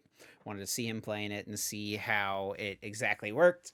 And I had to think as I went back, it's like, do we even want to put this on stream versus Lugia? Like, is it even? And I think like seeing the lock happen for the first time is interesting, but once you understand it, it's just like so mundane, right? It's over and Yeah. over doing the same thing. But it's like, I mean, talk about a meta call, right? Talk about a meta call, knowing that Lugia was just going to be such a high percentage. Like, I mean, everyone knew it was going to be the most popular, but not only that it would be such a high percentage, but that all the best players were going to go that route. Sanders just great at this type of deck and great at making those calls. Yeah, definitely. Yeah, I think we'll definitely see it from Sander again. Yeah, definitely, like I said, definitely the best deck at the tournament, I think, by far. I don't even think it's really close at all.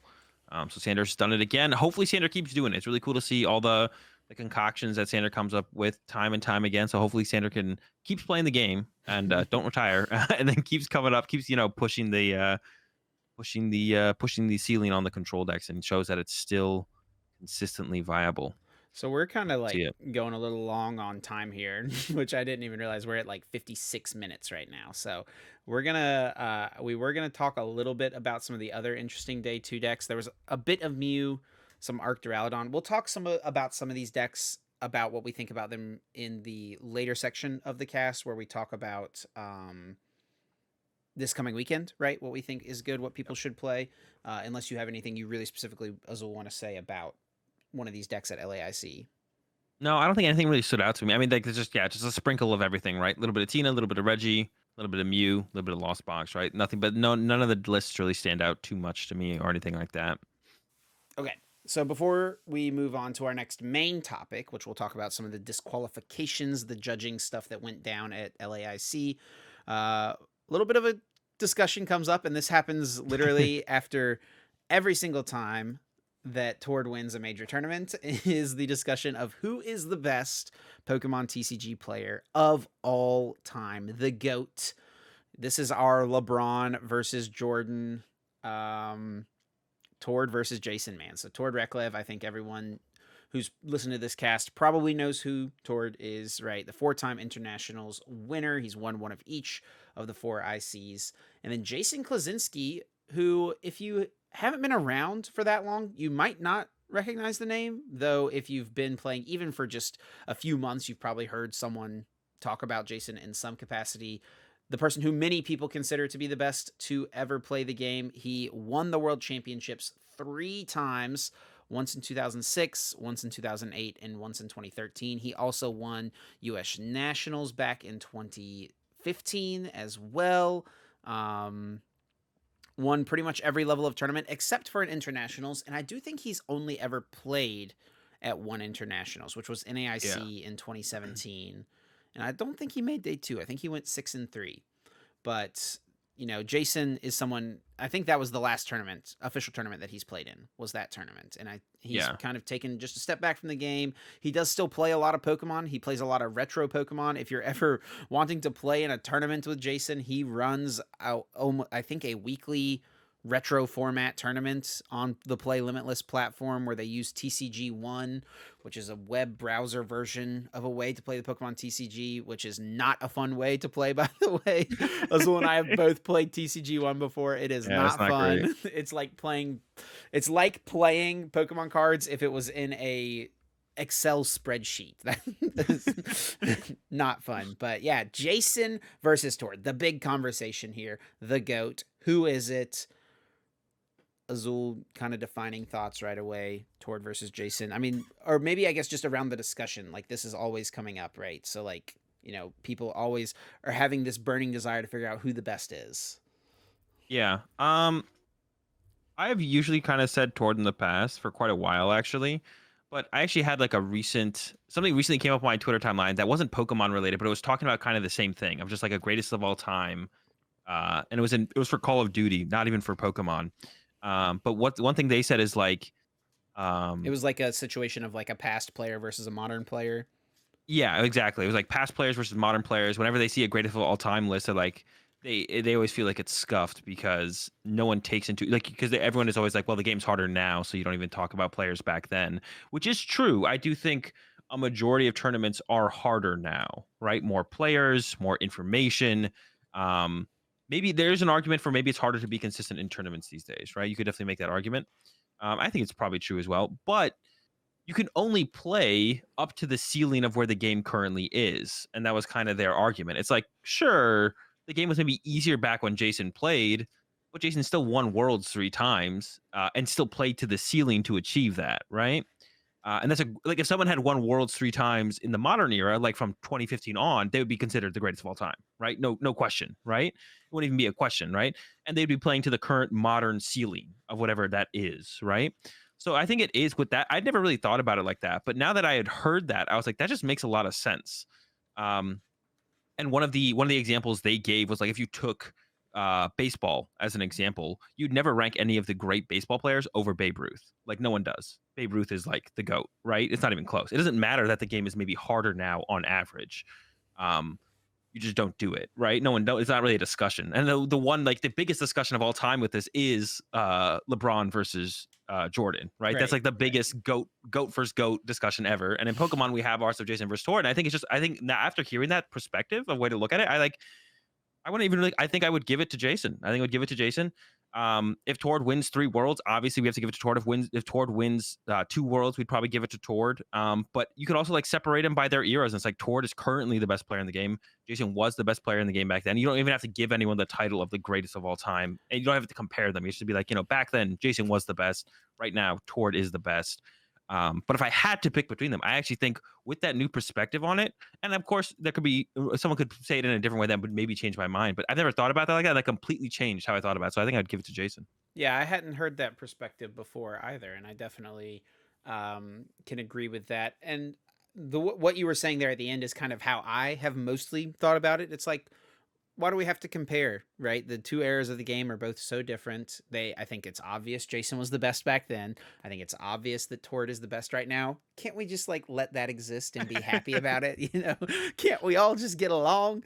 Yeah. But yeah, I think that, I mean, Tord does have a really great finish at Worlds, right? He got top 4 at Worlds in 2019, but Yeah. and which, I mean, I think just making top 8 at Worlds is really difficult.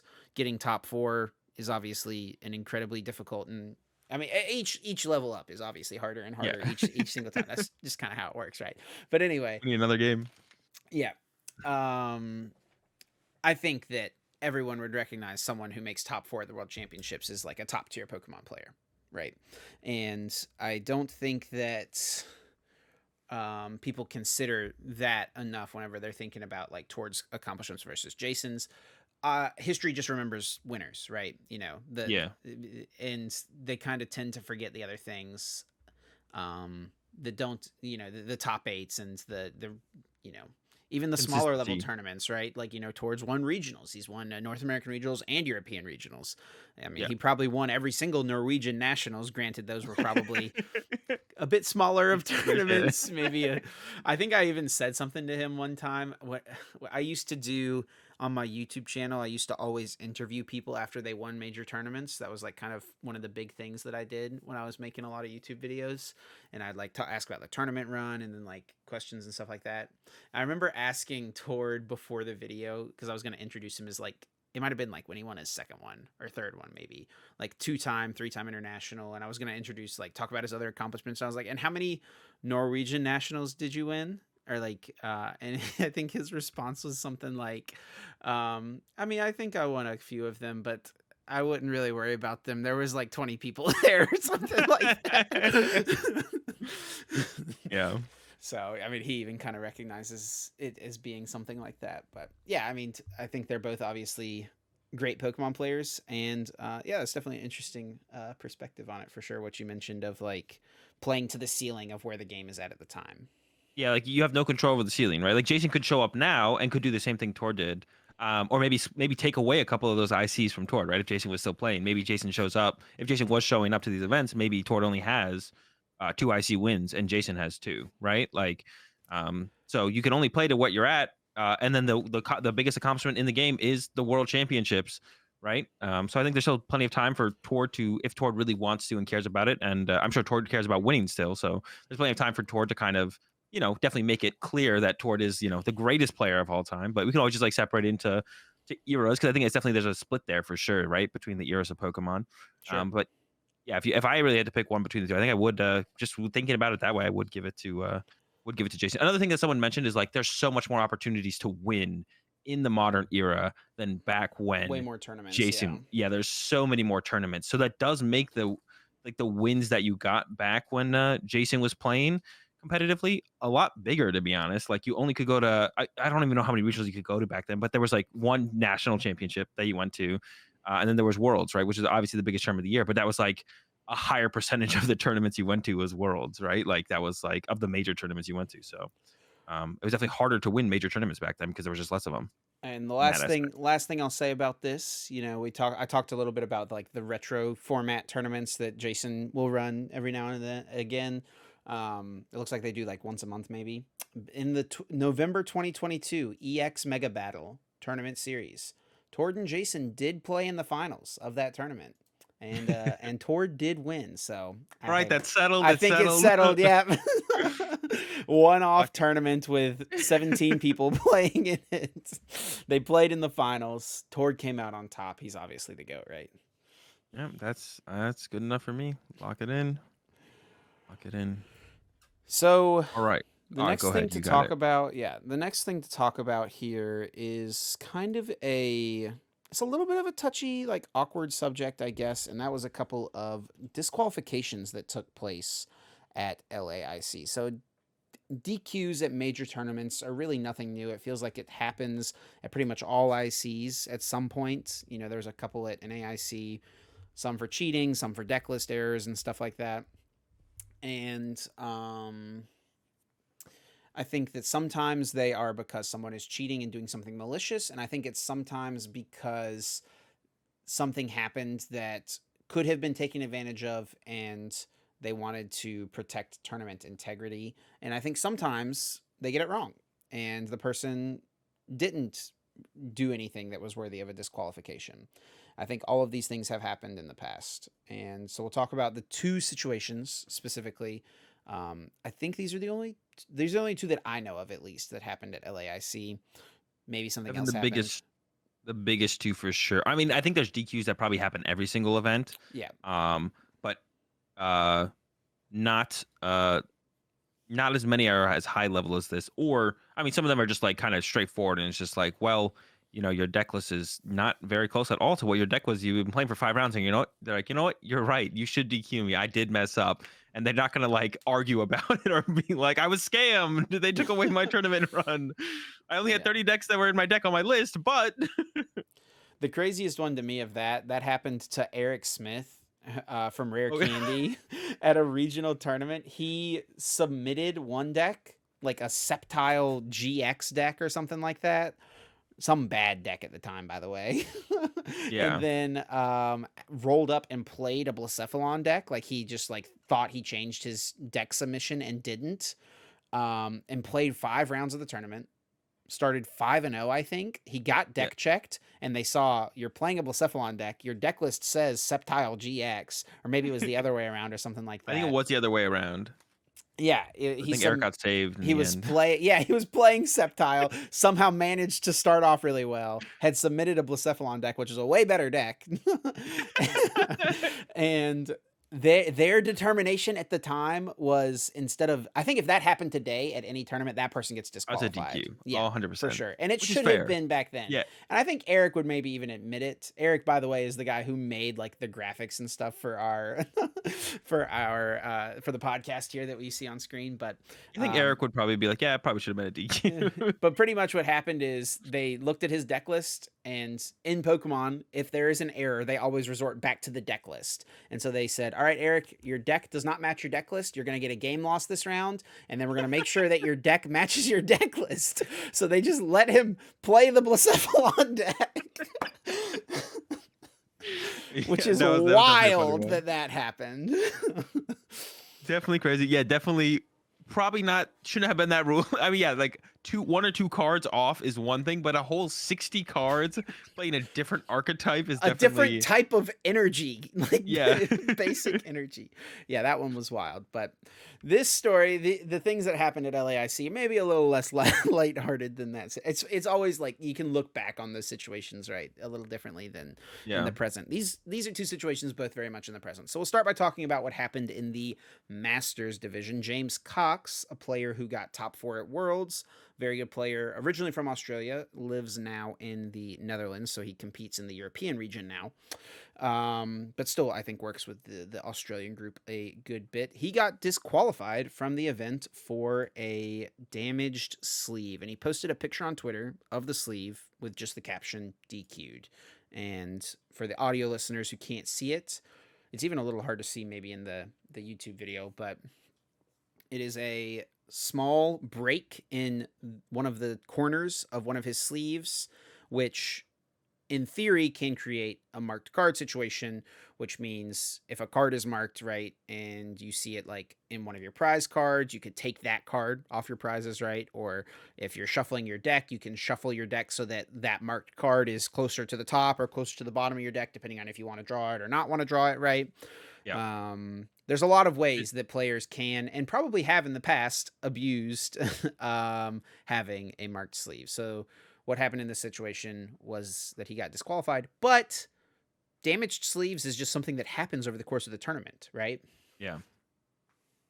So, and then this situation specifically, I don't know, did you mention the card? It was a Luminion. I did and not it was a yeah. So in this situation, I think it was more harsh because it was a one of that was perceived as an important card. So they can kind of make a determination based on the card in the deck. So if it's a one of or a two of, or if it's a really important card that's marked, it's going to be, so if this had been like one of James's Aurora Energy, they probably wouldn't have DQ'd him.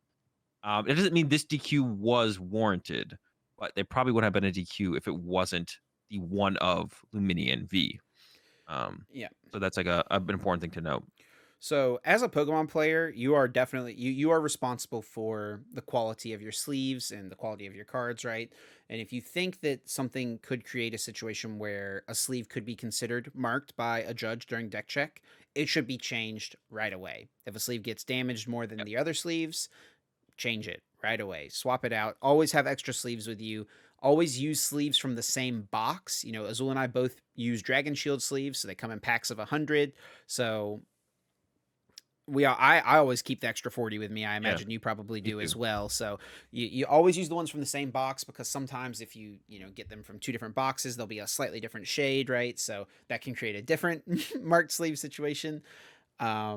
Just be vigilant about it and swap it as soon as you notice something. And James' sleeve, by the way, I mean, I think like if you shuffle a deck that has a sleeve like this, you're going to notice it when you're shuffling, right? It's going to get caught sometime whenever you're trying to, I don't know exactly how James shuffles, so maybe depending on the way you shuffle, you maybe wouldn't notice it, but yeah, if you go like the bottom corners in first on like a mass shuffle, or even a riffle. I guess it might not get caught as well on a riffle shuffle, but it definitely looks like a natural wear and tear, Yeah. right, from the sleeve. And I guess the big thing would be like, when did this happen? Like, how much prevention was there possible from James of catching this, right? Like, if this was game two, if they got deck checked going into game two in a match, and it happened on like the first the first mass shuffle of shuffling up for game two. And like sometimes it might not snag immediately, right? So it might take a couple shuffles before you actually see that top corner is catches something and feel it, and then like look down at your deck and be like, why is this shuffle feel weird? And then be like, oh, I got a torn sleeve. So if it's just going into game two and it happened on the first mass shuffle from James going to game two, and then the judges come over like, you're getting deck check, like James literally couldn't have done anything about it, right?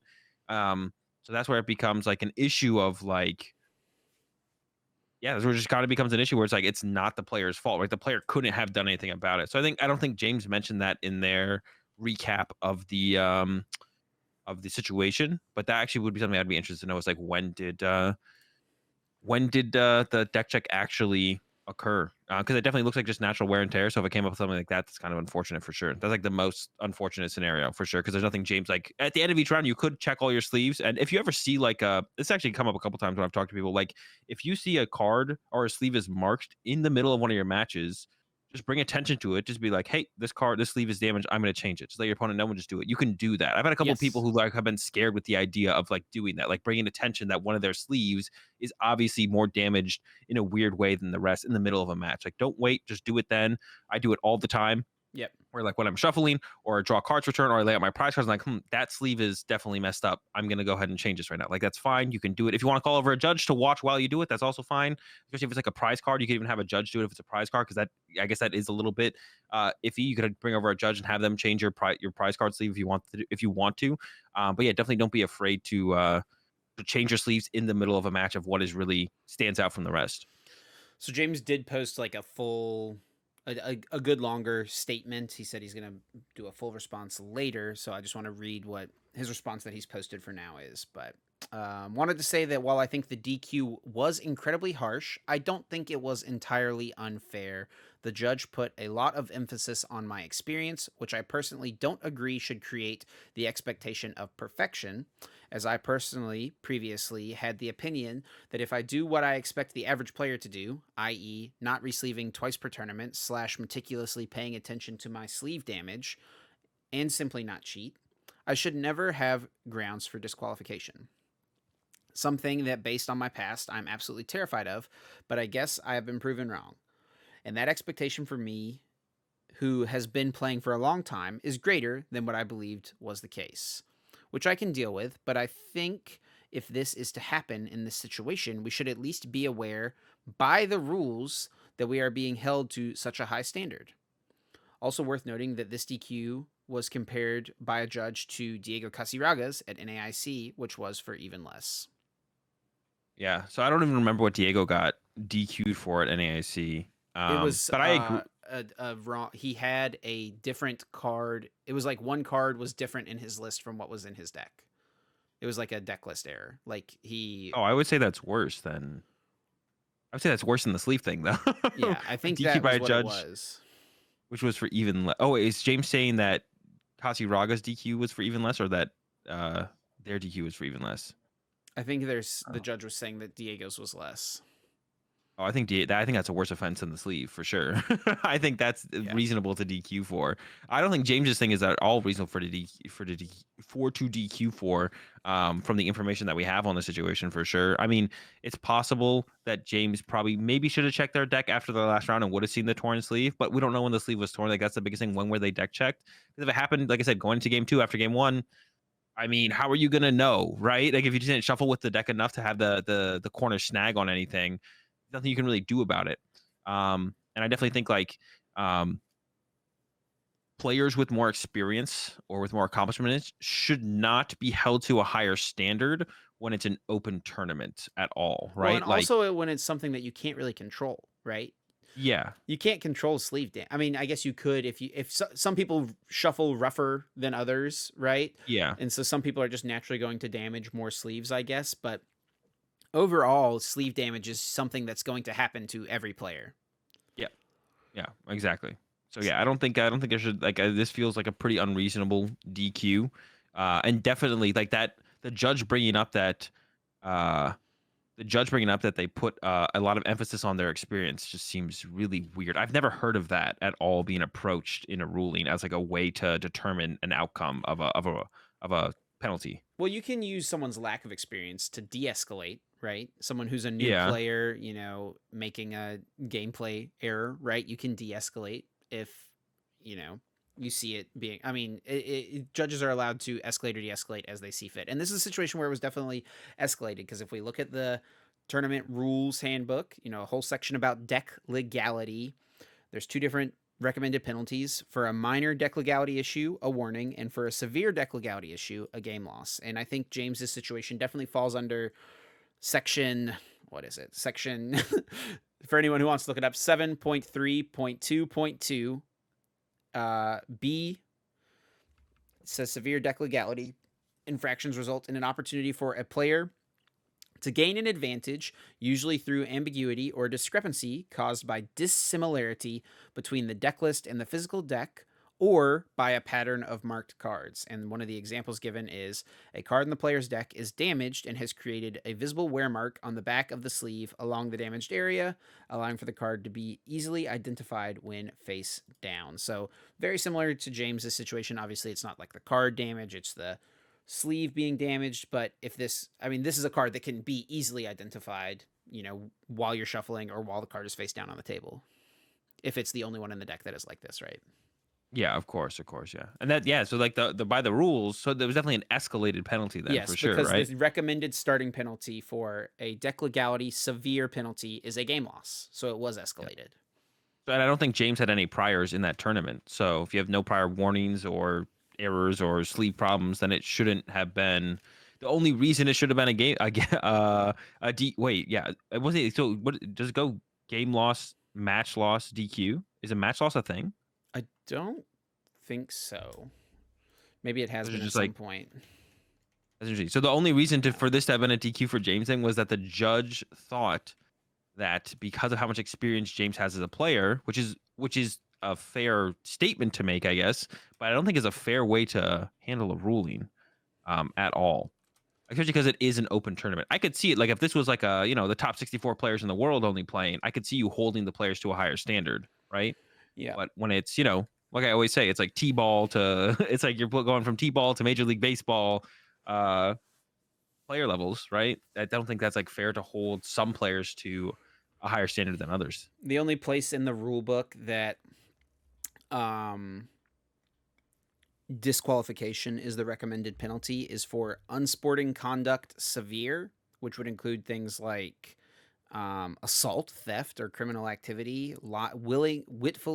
willfully lying to the tournament staff, determining the outcome of a match by random means, the use of profanity slurs, physical threats, or insults towards any other attendee. So that's one way that the rulebook recommends disqualification, and the other way is for cheating, palming a card, stacking your deck, any of those type of things.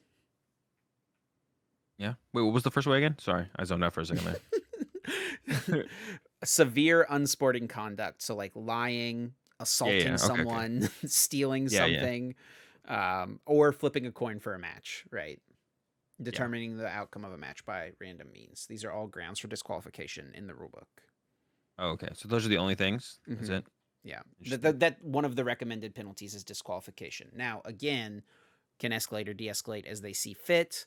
And I mean, usually you escalate to a DQ if you think someone cheated or the possibility of cheating could have happened, right? So I don't Yeah, think that this is a situation of the judges or tournament staff saying that they think James cheated.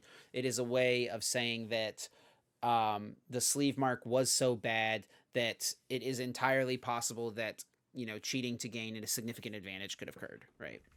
yeah, yeah. Which maybe I guess that maybe is I don't know. It still feels bad. It still feels wrong.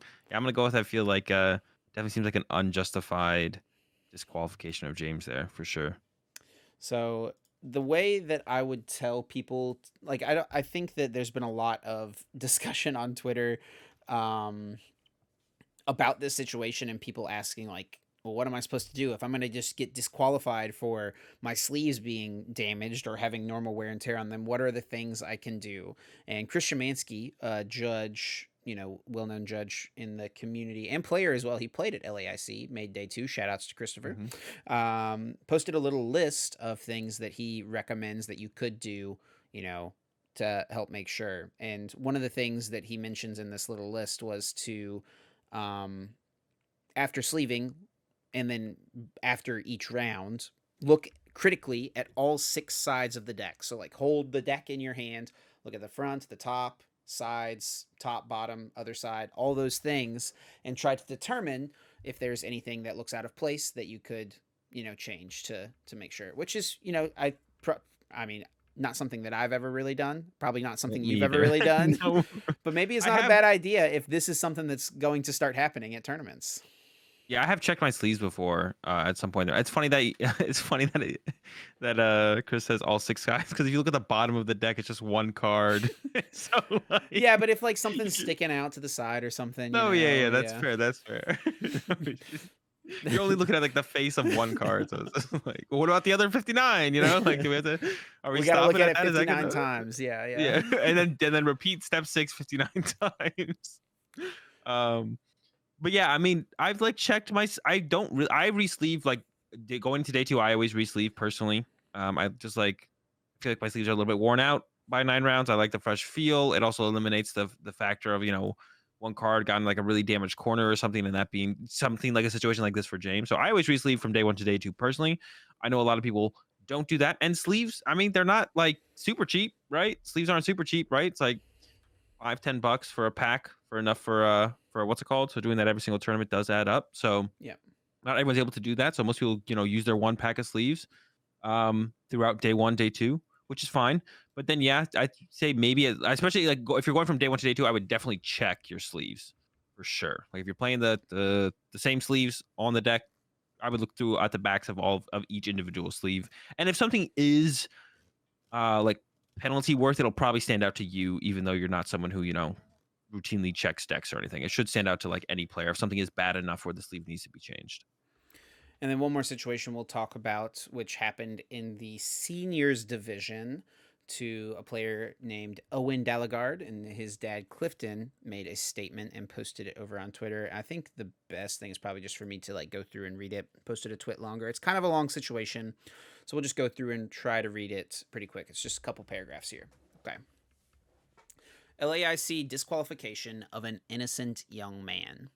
Today, at the Pokemon Latin America International Championships, Owen was disqualified from the entire tournament.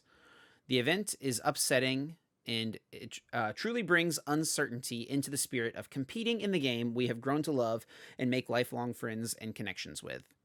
After Owen completed round 7 and final standings were posted, with Owen making top 8 cut, the 8 players waiting approximately had an hour before play was to start. Right at the moment before top 8 was to start, the head judge and a tournament director called to talk to me.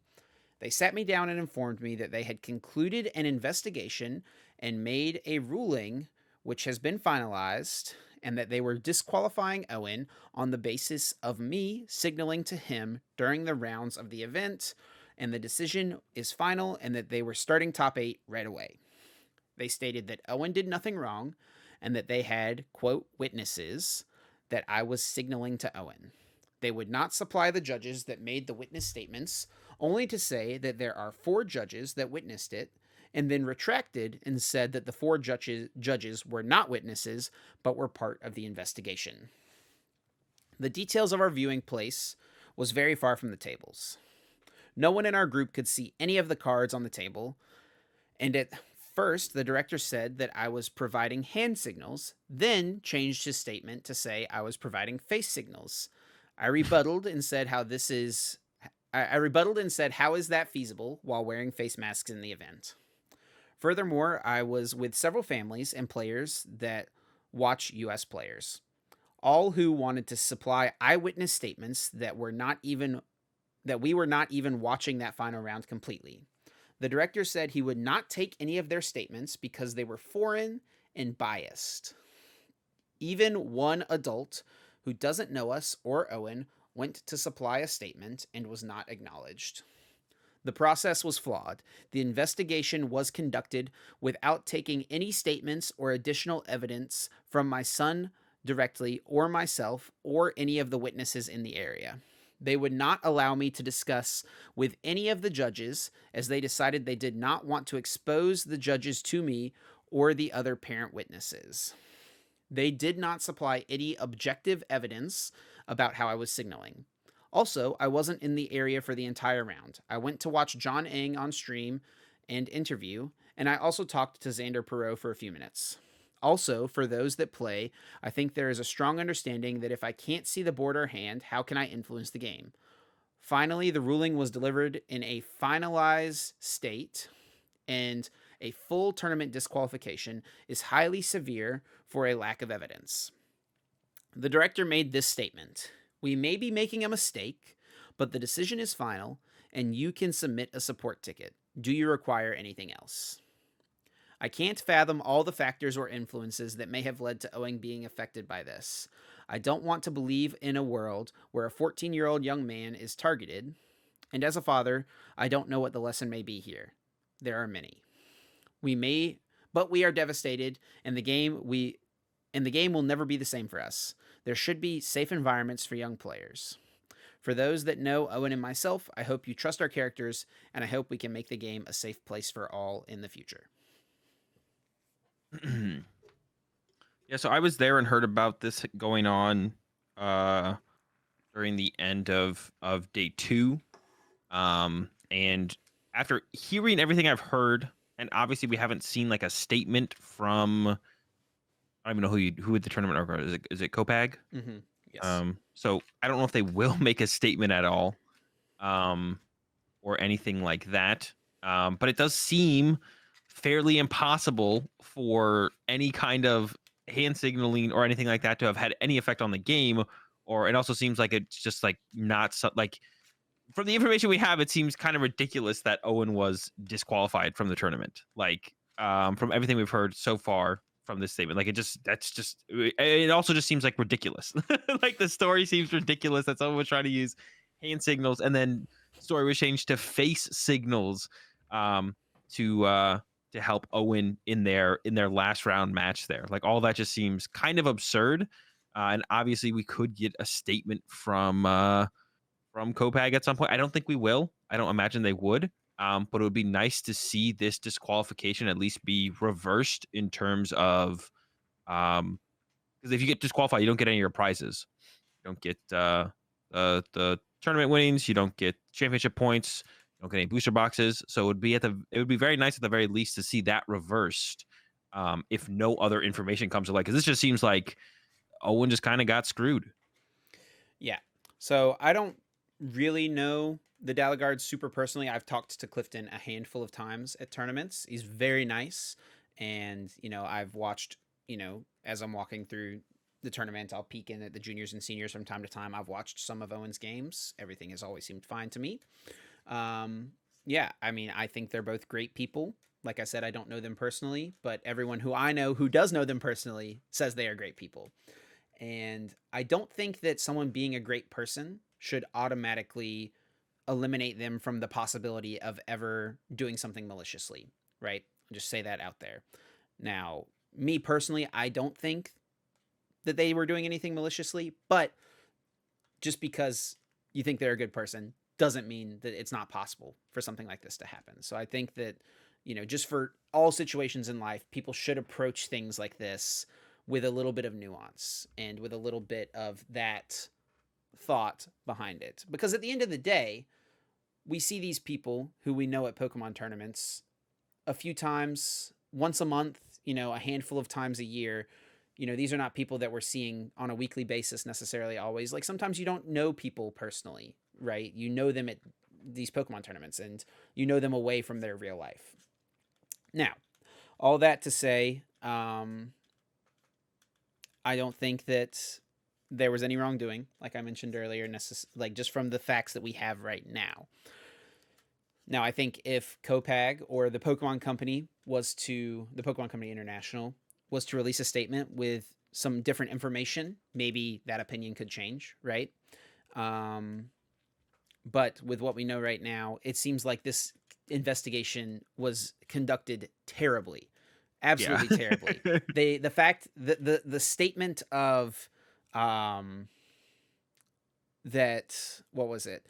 The director said he would not take any of their statements because they were foreign and biased, whenever they are literal witnesses who were standing right there, is outrageous. Is Yeah. outrageous. If you think people who are I don't know. So, and the fact that they didn't talk to Owen or the dad during the investigation as well, is kind of weird and scary, right? I think that Yeah. they should have probably both been interviewed. I think that the opponent should have been interviewed. Owen's opponent probably should have been interviewed. I think that, and from what it sounds like Owen said is, or sorry, what Clifton was saying here as well, from where they were standing, they could barely see the table. Yeah. So I think that that's something that's very easy for the judges to replicate, right? Go stand where Owen was, or sorry, where Clifton was allegedly standing. Go look at the table where Owen was playing and see how much you can or can't see, if there's anything reasonable you can gain. There's so many things here that, and that may have been part of their investigation. Who knows? We don't know because they haven't said anything.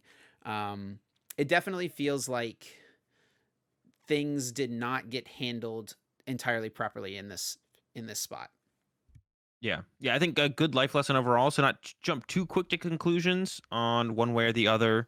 Like what you kind of said, Chip. Like, yeah, don't immediately go until we have some information. But if Kopag or someone from Pokemon is not going to provide more information, this is all we have to go off of. So at this point, Yeah. as of right now, with the information we have, I think it definitely feels like a very flawed situation on the side of the tournament organizers. And I mean, I think uh, from what I can tell, I think the term investigation was overly misused by the tournament director, because that doesn't sound like any kind of investigation went on. It sounds like someone thought that was maybe possible. Um, what was happening was that there was possible some signaling going on to Owen. And then maybe they just brought it up to a couple other people and described the situation. The other four judges were like, "Yeah, I guess that could be that." And they were like, "All right, that's it." They were signaling disqualification. It does not sound like any kind of investigation actually happened at all. So yeah, definitely. Yeah, that sucks. Hopefully, at the very least, the placement of top 8 can be reinstated for Owen, and Owen can get the prize and championship points and pay out for making it to top 8. At the very, I mean, that's kind of all you can do. So hopefully that at least happens. And yeah, hopefully in the future these kind of things are actually more thoroughly investigated if they actually think someone is signaling a player in a tournament. Because yeah, Yeah. that just sounds like it's a really unfortunate situation. An investigation, so this is an entirely different situation from the sleeves, right? That can be handled like Yeah. as you're looking at the thing. This is, trying to backtrack to recreate an event that happened potentially, right? As far as like what an investigation should do. You can't do an investigation by just having a handful of people talk about what may or may not have happened. You have to go try to like practically see what could have happened and also talk to people who were there when the alleged thing supposedly happened, right? And it doesn't sound like Yeah. that it was done at all. So, which is very sad to hear about. And I mean, all I can say is I'm very sorry to Owen that this happened. And I agree with Azul. I hope that Pokemon can do something to make the situation right, or they can release a statement that has further findings that would maybe further justify this disqualification. But I don't think that's probably going to happen because Yeah, I don't it see that probably doesn't happening. exist. Yeah, I don't think that evidence. I don't think that evidence exists in this situation. So yeah, just a really unfortunate situation overall. I mean, yeah, hopefully at the very least reinstate the top 8 placement, but that doesn't really fix the overall experience from Owen at the tournament for sure. Well, we can move on from that to a little bit of a lighter note. Man, we should have picked this at a different spot because this is like kind of a sad place to transition from. But we'll get into guess that flavor text. Yeah. Woo. Yeah. So we'll move on here to guess that flavor text, which is everyone's favorite segment of the podcast, where each week Azul or I will pick a card and read the flavor text off for the other host to guess what Pokemon we are thinking of, what card we have picked. And you do have access to several different lifelines. If you get the Pokemon correct without using any lifelines, you get 4 points. But for each lifeline that you use, you lose a point, and the lifelines are what set the card is from, what stage the card is, and read an attack name. And it is my turn this week to pick a card for Azul. I do believe I am leading right now, Azul, by the way. I think I am up Robbed five last to week. four. 5-4. I absolutely spiked it last week, by the Oh way. my If you missed Croc last week's Rock. episode, no, bro, spoilers. Oh. I was literally going to say go back and listen to it. I mean, it's still a good listen to watch Yes, it, the build up yes. to it. Yeah, it was a pretty. I'm pretty proud of that one, I'll say. But it is my turn this week to pick for Azul. I've got a card picked out, and if you're ready, Azul, we can hop into it. How are you feeling? You feeling okay? You gonna tie it back up, or are you gonna pull ahead? I mean, if you were able to guess Krokorok last week, then anything is possible. All right. Well, we're gonna hop into it. I'm only reading it one time. You don't get any other reads. That's not how that works. Okay, you're All right, right. go ahead.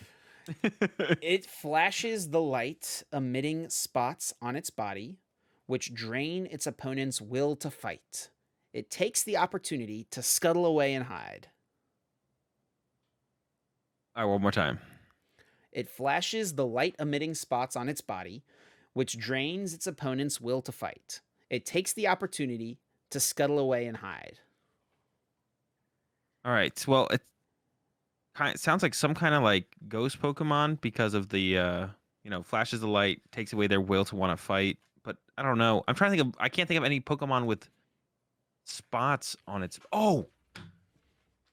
All right. I think I already know what it. I think it's Orbeetle. I'm just gonna go ahead and lock it in. Orbeetle.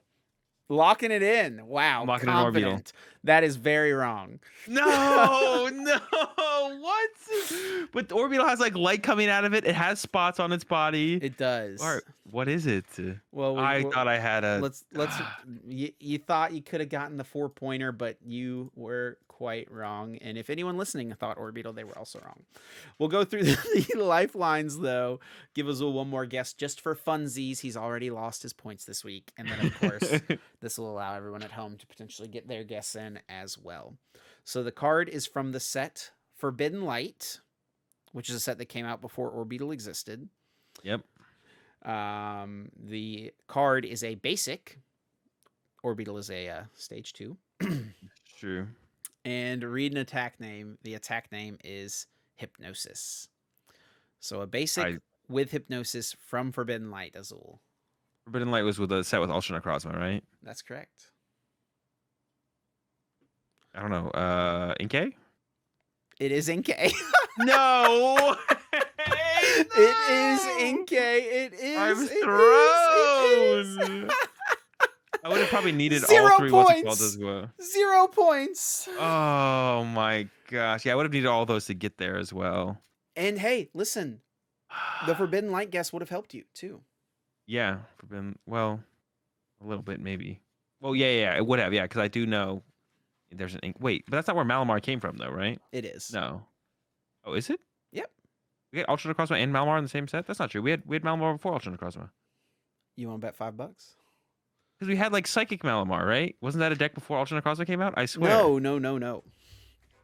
It came out at the same time? Ultra Necrozma and Malamar came out at the same time, and Psychic Malamar was not good until far later, and it did not. Well, there was play. the Necrozma Marshadow build, the Marshadow EX build or whatever. Oh yeah, All right. Gas Can or whatever, right? There was that as well. That was like after though. Yeah, no, they came out. They both came out in Forbidden Light, buddy. It's okay though. Oh, okay. All right. Really? What? All right. Yeah. All right. That's fine. All right. Moving on. Got a lot of tournaments coming up this weekend. Not just Toronto Regionals here in North America, which is looking to actually maybe be the biggest regional or the biggest tournament of biggest tournament of the year. Not biggest. It could actually be the biggest regional ever. So the stat I saw from Szymanski on Twitter today is that it's shaping up to be the largest regionals ever and the biggest tournament of the year. So that means bigger than NAIC this year, which was like 1,100 something players, something like that. Yeah, but that will be probably getting trumped by Dallas 2 weeks from now, which already has 1,400 TCG players registered, whereas Toronto is currently sitting at 1,268. So almost 1,300 at Toronto, but 1,400 registered for Arlington. So it's short-lived. Largest regional winner ever potentially here this weekend. But also there's a regional in Stuttgart over in Germany, Yep. right? Germany. And then Brisbane over in Australia. So 3 regionals immediately following up LAIC. Yeah, I mean that's a lot of tournaments to follow up the first tournament of a format for sure. So a lot of could see a lot of cool things coming out of each of these regionals. I expect most of them will probably all of them will be dominated by Lugia though. Yeah, I think there is still going to be plenty of Lugia. And I guess that's really the first question here is how do people react to Lugia's dominance? Do they just play Lugia? If you can't beat them, join them and try to build a really consistent list? Or is there some tech that improves your mirror match? Or is there some really strong counter to Lugia? Because Lugia as a deck, it's a pretty straightforward strategy, right? You're going to do something similar every single game, and there are things about Lugia that can normally be very heavily exploited in the right spot. Plays all special energies, which we saw Sanders' deck specifically took advantage of that, right? Yeah. So the question, I guess, becomes Lugia count. What do you expect more of? People who like obviously a decent amount of people going into these tournaments already know what deck they're going to play, right? People Yep. decided last week what deck they were playing for the tournaments this week. And a decent amount of them probably decided Lugia. So the people who haven't decided, do you expect more of them to try to play something that would counter Lugia? Or do you expect more of them to just kind of fold to the fact that Lugia is the best deck and play Lugia themselves? Um The See, people the in that problem with in between spot. yeah, so the thing with Lugia is like I'm pretty sure Lugia could probably play a counter card for every single counter. There's probably even cards out there. Like I said, we mentioned the Blissey for the control matchup, but there's probably other cards you could play that would be even better. I'm pretty sure Lugia could basically play any card, and that card would counter uh, any card that you use to Like there's a counter card in the Lugia. format that exists Yeah, that Lugia can play that answers its yeah. counters. So you need to be ahead of the counters. You need to be ahead of Lugia countering your counters, basically. Sure. So right now, there's not too much. We saw some people try to rally it on at LAIC, didn't go very far. As long as people are playing vacuums, it's not a very good answer. And even if you don't play the vacuum, if you just go first in that matchup, sometimes that's enough to win. If you can't set up a Duraludon with a Parasol, you literally can't beat Lugia. So I don't really think there is anything that like counters Lugia. There's some decks out there that go fine up against it. Like the Lost Boxes are usually generally fine, and Mew is pretty close. I would say overall unfavorable. But if people start to cut Punkaboo and stuff, maybe you could take advantage with like the Pat to the Peak Mew for sure. So I think Lugia, like we've kind of talked about this, I think last week was just like we're going back into another format of that tier 0, tier S deck, like we had with Palkia, Mew, and ADPization. Um, but I think this might be the worst offender in that kind of format where it's just like I don't know if there's anything that you can really play. Like, there's like almost not a reason to play anything besides Lugia. Like, I'm gonna be trying at all costs to not play Lugia this weekend, but it's gonna be hard to come up with another deck again where like you feel comfortable enough to beat Lugia, but still you still have to beat other stuff too. You still have to beat Mew, and you still have to be able to do fine against Lost Zone decks. But it's like hard to find a deck that can do that. It's just really hard. I don't know. It feels Lugia feels too good. So let's say theoretically that someone found a deck that 100 O's Lugia. Like you beat Lugia every single time you play it. Okay, maybe we shouldn't say that because it will never exist. Let's say you Yeah, find something that 90-10s Lugia, yeah, right? yeah. 90% of the time you're going to win, 10% of the time, Pokemon things happen. You beat anything else? But you have to auto lose to either Mew or you have to auto lose to either Lost Box. Do you take that I or think I would. Yeah. you think this weekend it would be okay to play a deck that loses to Mew or loses to Lost Box? Yeah, I don't think you could like hard lose to both. Like, I mean, even if you like 40-60 both of them, I think that would be fine. If you won 40% of the time against Mew and 40% of the time against Lost Box, but like 90-10 Lugia, I think that would be fine. As long you have to like not lose to all the other random stuff too. Because there's gonna be a lot of people coming up with their counters to counters to Lugia that really aren't counters. They maybe just beat a couple too many people on the BTCGO ladder and got a little bit too confident, and now they're Sure. bringing stuff like Arceus Duraludon. So Zorobox or yeah, stuff like that, where like people bring in it thinking that they have a fine Lugia matchup, but in truth they really don't. So you still have to beat the other decks, right? Like, and even at LAIC, like I said, like I played against like 3 Kirums or whatever, so you have to be able to handle the random stuff. But I think the format's definitely gonna be a little bit more centralized around Lugia than it was at LAIC. There was like 25% day one. I think it'll be closer to 30-40% here at these tournaments. And I could even see it being ridiculous at Brisbane because it is a smaller regional. And I think from what I know about what people generally play over there is like a lot of people just like to play the best deck over in Australia. So I could see it even being higher than that at Brisbane. and I Stuttgart think and Toronto probably similar. so. How much for at the top end, right? The top, 1% of players that are people who competed at LAIC and who are now going to be competing in these regionals in various different countries. Um, what percent of them are even going to be able to have the time or energy to commit to finding anything? And then what percent of because I expect a decent amount of people to just be like, I just got back from LAIC. I just traveled for, especially Australians who had to travel like 30 hours back home, right? It's like they're going to get home and then have to leave the next day to go to Brisbane. Like some of them are probably still not home right now, which is crazy when we're recording. I like, do you think there's some not zero amount of top level players that will just play Lugia again because they just simply don't have the time or energy to commit to finding something else? Maybe just changing No, a yeah, couple cards. I think that'll be a decent amount of players will just play Lugia again. Like I expect, like I don't know, probably uh I guess as far as like the Americans, I mean, a majority of them that played Lugia will probably play Lugia again. Or I expect even more so, a decent amount of them that played, or a decent amount of North American players that didn't play Lugia that played in LAIC will probably be converted to playing Lugia now. I think there's going to be more people now switching to Lugia than switching off Lugia for sure. Interesting. So, across all of the three top eights, right? So we got three top eights. So 24 spots, right? Out of Yep. those 24 spots in the top eights of the three regionals, how many do you think are Lugia? Ooh,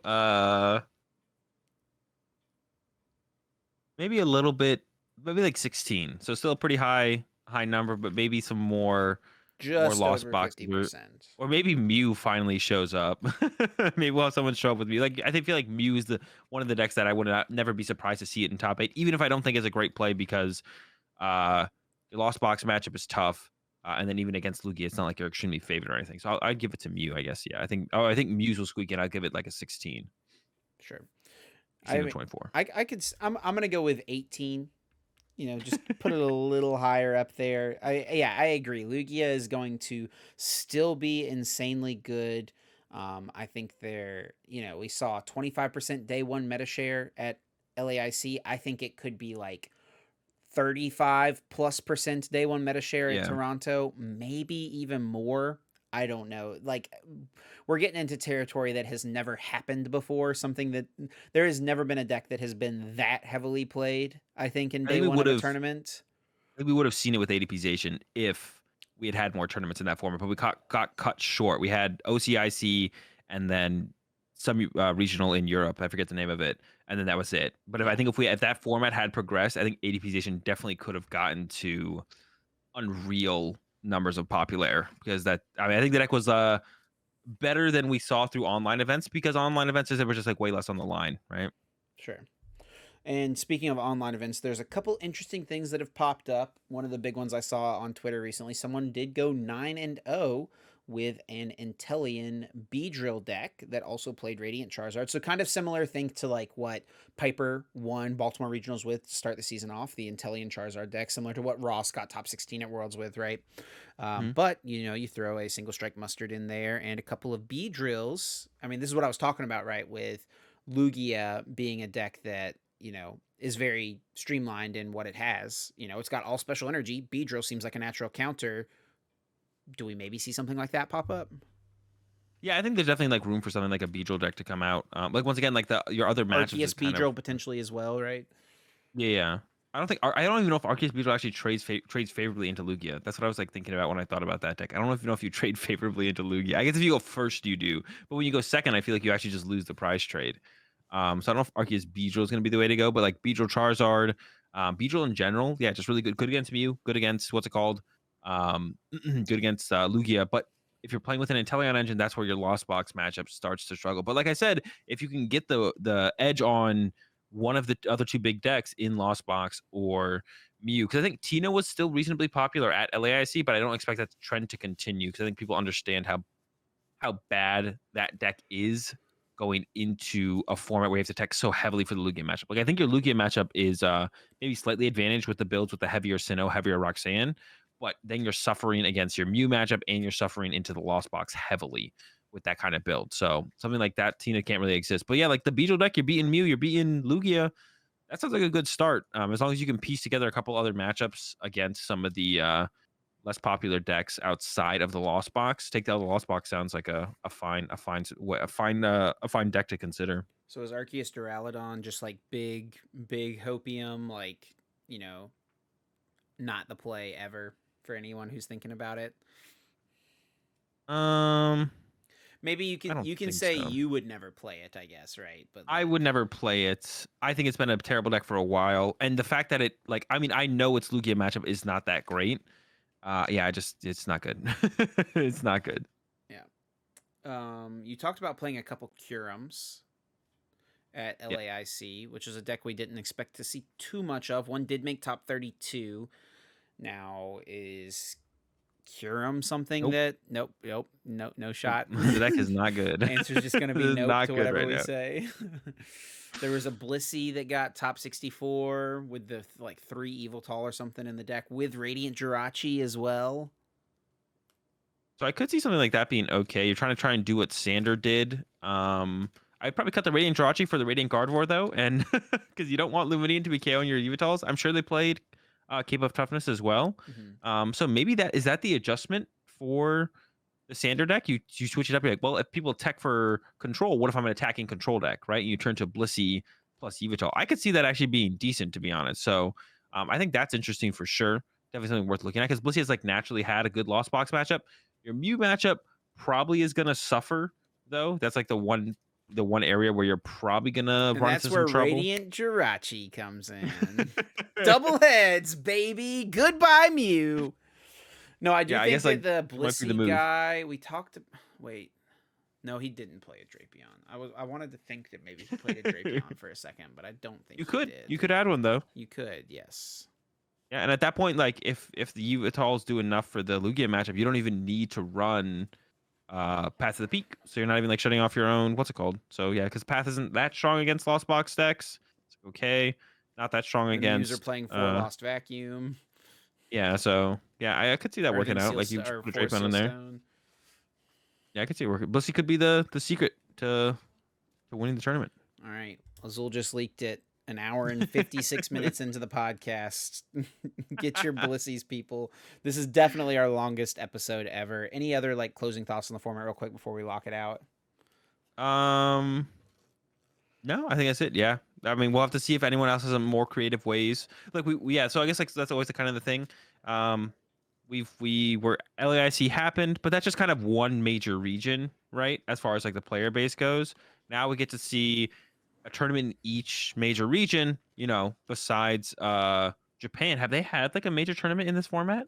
I don't think I don't so. even think No they city, had. no, Yeah. yeah. Just the Yes. city league tournaments, right?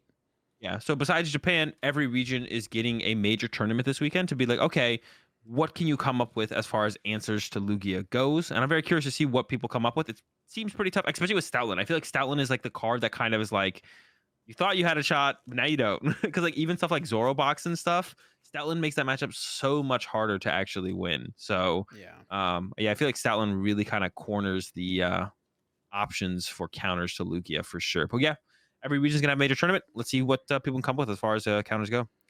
Definitely looking forward to seeing what happens this weekend. Definitely want to say thanks to everyone for listening. Thanks for all the support as always. If you do enjoy the podcast, please show your support by leaving a rating. It really does help us out a bunch. It takes just a second or so to do. Also, subscribe to us over on the YouTube channel. maybe we could get to 4,000 subs on the YouTube channel before the end of the year. We're like 400-ish away. I don't know. Maybe That should could be happen. pretty easy. Yeah, Yeah, I go think ahead. we can do that. Hit the sub button on the YouTube channel. Leave us a like if you enjoyed the episode over there as well. And if you want to support us on the other platforms, leave us a rating and review wherever you're listening to us. And I think that's it. Catch y'all next week. Tuesday next time at 7 a.m. We're a little bit late this week because coming back from LAIC, but we'll catch you at the normal time next week. Peace.